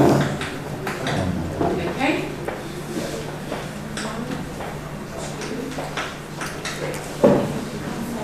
Faster question. Thank you. Tell us what your name is, where you work. Good morning, everybody. My name is Engineer Sule. I'm with Zumba. Yeah, I think it's very important to thank IMANI for organizing this forum. We started a research about 10 years ago to look at how we handle medical waste in this country. Zoom Lion collaborated with Jampark of Turkey to establish this novel state-of-the-art facility at Biomedical. We are medical waste handling. We have sent a lot of proposals to most of the hospitals. We have collaborated with Ghana Health Service in carrying out studies in selected hospitals in Accra. And we have started operating. We are in full operation. We started June last year when the Vice President came to commission the facility. And we have spoken to LECMA. The LECMA issue is something that we can easily handle. They are not very far away from us. We gave them a proposal, detailed out all that we can do to assist the LECMA hospital in handling their biomedical waste. So I think after this forum, they can still talk to us. And then by way of trying to let people be aware that we have this facility, and the facility can handle most of the hospitals in the enclave, Accra. We have all that we have spoken about here. Specialized vehicles, cold rooms, autoclave, shredder, and we have a landfill. So these are some of the things that we all have to look at. And I pray that after this forum, But I don't know if they will even allow us to make a presentation, a 15-minute presentation. No? No. So we'll organize that at a later forum. Thank you very much. I think very quickly, again, the gaps in knowledge that there are existing, whether it's the Universal Hospitals Group or ZUPAC, there is existing expertise on the ground.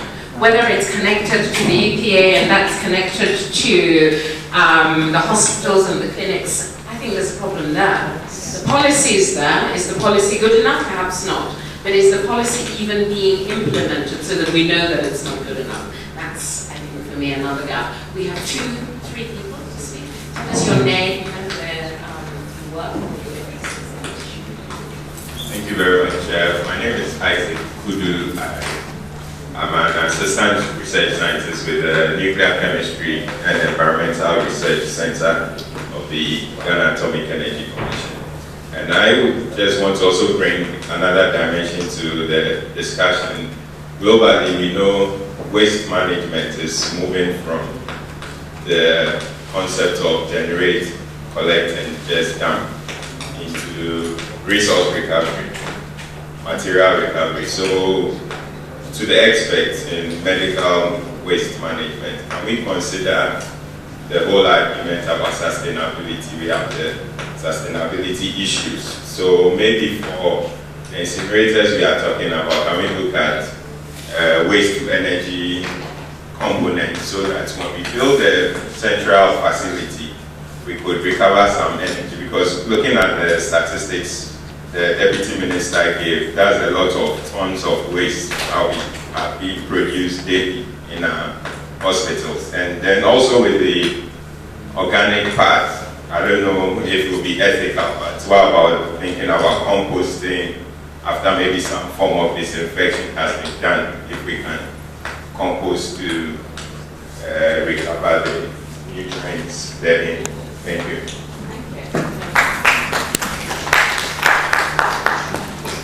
My name is Manager. I work with the African Challenge to talk about environmental issues.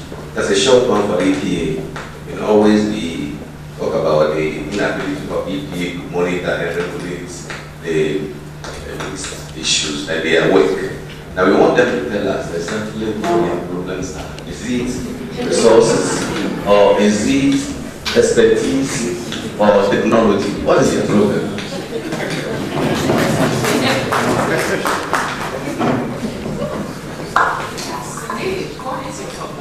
If we take the next question, in case there's a problem there that the EPA needs to address as well, then we can get a response. Thank you.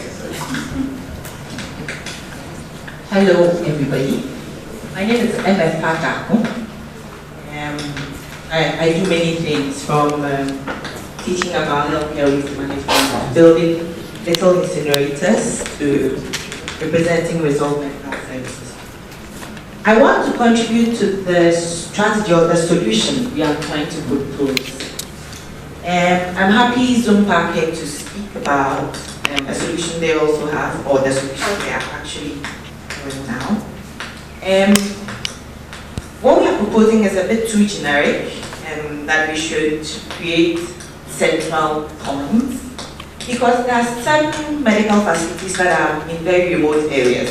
So we actually would or should recommend a combination of things. There are some medical facilities that must by all means have their own little way of treating their waste and then subsequently transport it. Because not everybody can think about medical facilities and think about centralization. So I think we should rather come up with a more mixed approach. For me, there's enough business to go around. So Zumpa can be there, Universal Health, small businesses. There are over 10,000 medical facilities in this country alone. I think in Kumasi alone there are over 5,000 between maternity homes and hospitals themselves. So there's enough. I think the key is the law. Once the law has been passed, or has been articulated. Everybody will find themselves somewhere, whether you are building, and remember, whether you're a small facility or centralized or everything, the EPA question must be answered. Come and legislate us. Test this incinerator. Tell me that it is out of pollution, that it's generating much more. Tell me something. But we all, I think there's enough to go around. And then the last point for me, we must phase out our solution. I think it's unfair for us to say we should sit and wait like the Letma situation currently. So the legislation is not in, nothing is happening now.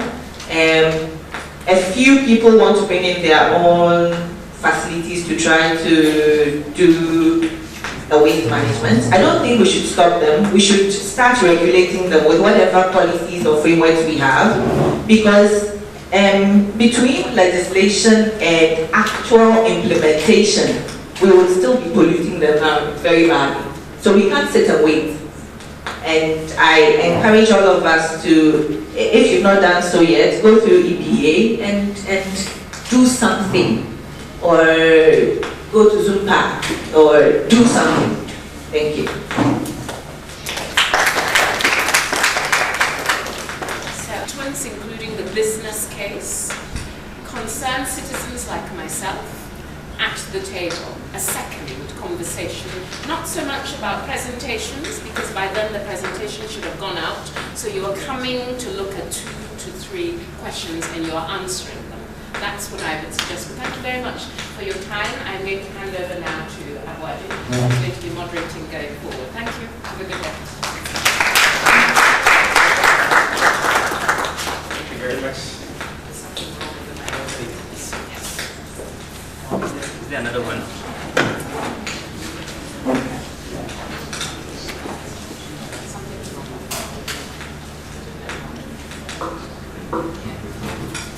Thank you very much, Mrs. Kruger, for the wonderful contribution. I guess that we are running out of time, but I suspect there are people who want to make a couple of interventions, so we will take them and then we'll move on as quickly as possible. Madam, you have the first word.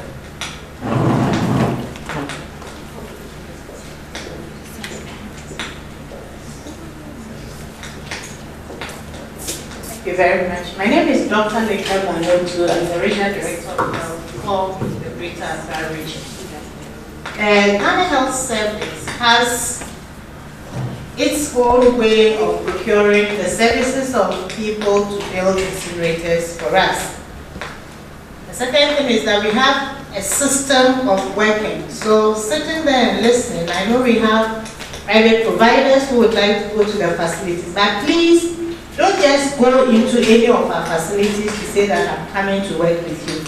The Regional Health Directorate would like to receive from you proposals if you have, and then we will look at them before you can go into our facilities to work, so that we can regulate who is going where to do what, and then we know exactly the capacity of that particular organization. Thank you very much.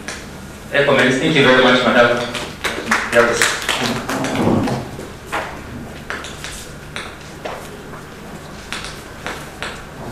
My name is Janet Edu. I'm coming from GSA, and specifically from the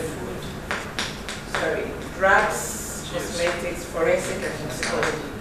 And just about the business aspects, I'm only encouraging those who want to be in business, because we dispose of a lot of human parts because of the forensic aspect. The forensic aspect that we do. And currently, I know it has been, we used to dispose of ourselves with permission of AMA, and then we go to the cemetery. We bury the parts like the normal whole parts. And a few months back, for almost like a year, we subcontracted to a company, but because it comes from the top, I'm not from the top. I don't know the name of the company per se, but listening to the doctor and Celestina, yes, Celestina. I noticed that the transportation of these wastes or parts should be in a particular way to the end. And then you have to make sure that everything is done right. And we work with a lot of chemicals, and I noticed that as these parts or the waste is being packed in the truck, the company that comes there, one thing is, I don't know their name because I'm not part of decision makers. They just put them in the truck and cover us. The transportation from that end to the cemetery is also another environmental something. So I'm just throwing this to the hospital and it's another business opportunity which you can also approach elders from the top. And it's all business. That's why I'm just saying this. And we didn't come in because you don't know that we also do human bodies. Like we actually work on human bodies, and now we have a lot more because we have the histopathology lab and a lot. And then once we have a lot of samples, that's amazing. So I'm doing this to you so you can see how big it is. Thank you very much, Madam, for that education. We didn't know the GSA had all these audit plates. So clearly, there's more opportunity for our private sector stakeholders. Any other submissions? We are gradually bringing this to a close. So any other submissions before we draw the curtain? Okay, so we'll just take two. We'll just take the final. Okay. For the EPA question, I guess the rep was here. EPA. Somebody. Yeah, maybe we need to educate ourselves about the functions of EPA. Waste management or collecting of boiler and goods, that is not a function of EPA. But we regulate the collector. Those are the functions of the assemblies. The district assembly, they also subcontract those into private people when they regulate them. The EPA doesn't go and pick boiler or dispose of goods. So that is not our function. But we regulate the collector or the assembly. So that will be directed to the assembly. The assembly that manages. Just a minute. This question really was in your regulation. It seems to be gaps and challenges. What specific challenges are accounting for these gaps? I guess that was his query. You said you regulate that. You regulate these things. You make sure things are done. So basically, we see that there are gaps because some of these things are not done, being done. Today we've heard that some hospitals actually even have challenges, which we probably don't know about, I don't know. But the question is, what is accounting for these challenges that the EPA is facing? I guess that was his issue, if I'm not mistaken. We do monitor these facilities or these hospitals, and we do give recommendations. Maybe you don't just have to go one day to a facility, close down. Okay, go to the media, I have closed Leckman Hospital. It doesn't go that way. We do it. We give recommendations. We try to see how best can we help you come out with those challenges. We can recommend options for you, treatment options, things that you can do that will help the situation. It's not just one day you rush to a facility. The way you are managing your liquid waste or your solid waste is not good. Close, go home. Let your patients discharge them off. It doesn't go that way. So we are on the ground, we are doing it. But maybe you are not seeing it one day, let's shut, let mark. Your incinerator is not working, so shut down. Go home, let discharge all your, it doesn't go that way. You have to do it with some human face. Thank you very much. I understand we don't have time for any more questions, so we're very sorry. I'm sure the conversations will go on, but I understand we run out of time. And so those who have questions, you can meet with the team. The experts are here.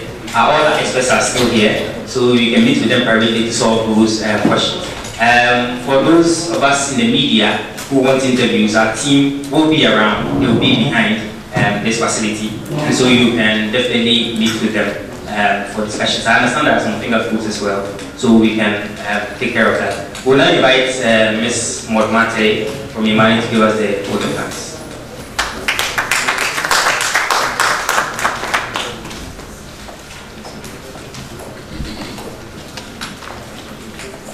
Good morning. My name is Maud. It's been a great morning. Actually, I've been sitting in from the beginning.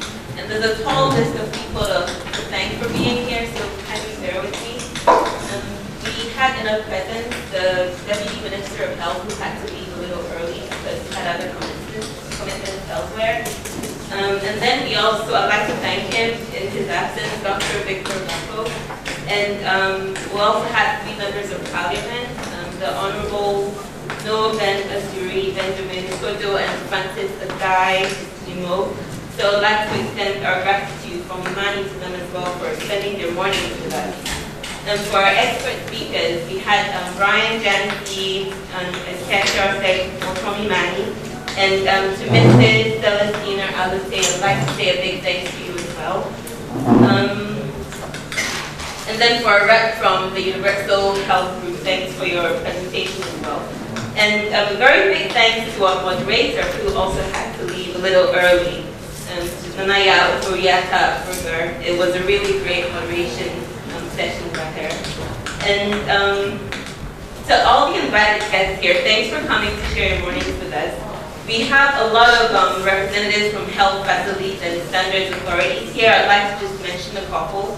We have the Ghana Standards Board, the Food and Drugs Board, the Environmental Protection Agency, and then we also have representation from Ghana Health Services, the Ministry of Health, and the Environmental Sanitation Protection Agency.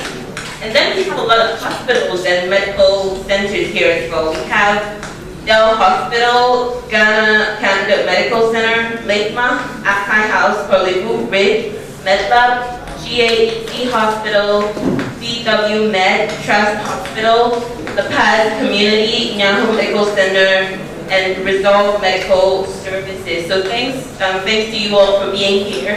And as the conversation went, it was very evident that there's a lot to be done moving forward, and IMANI is going to take a bigger role in championing this conversation. And so we will be reaching out to a lot of people in here for your support in moving this conversation forward. So thank you all once again, and enjoy the rest of your days. Thank you.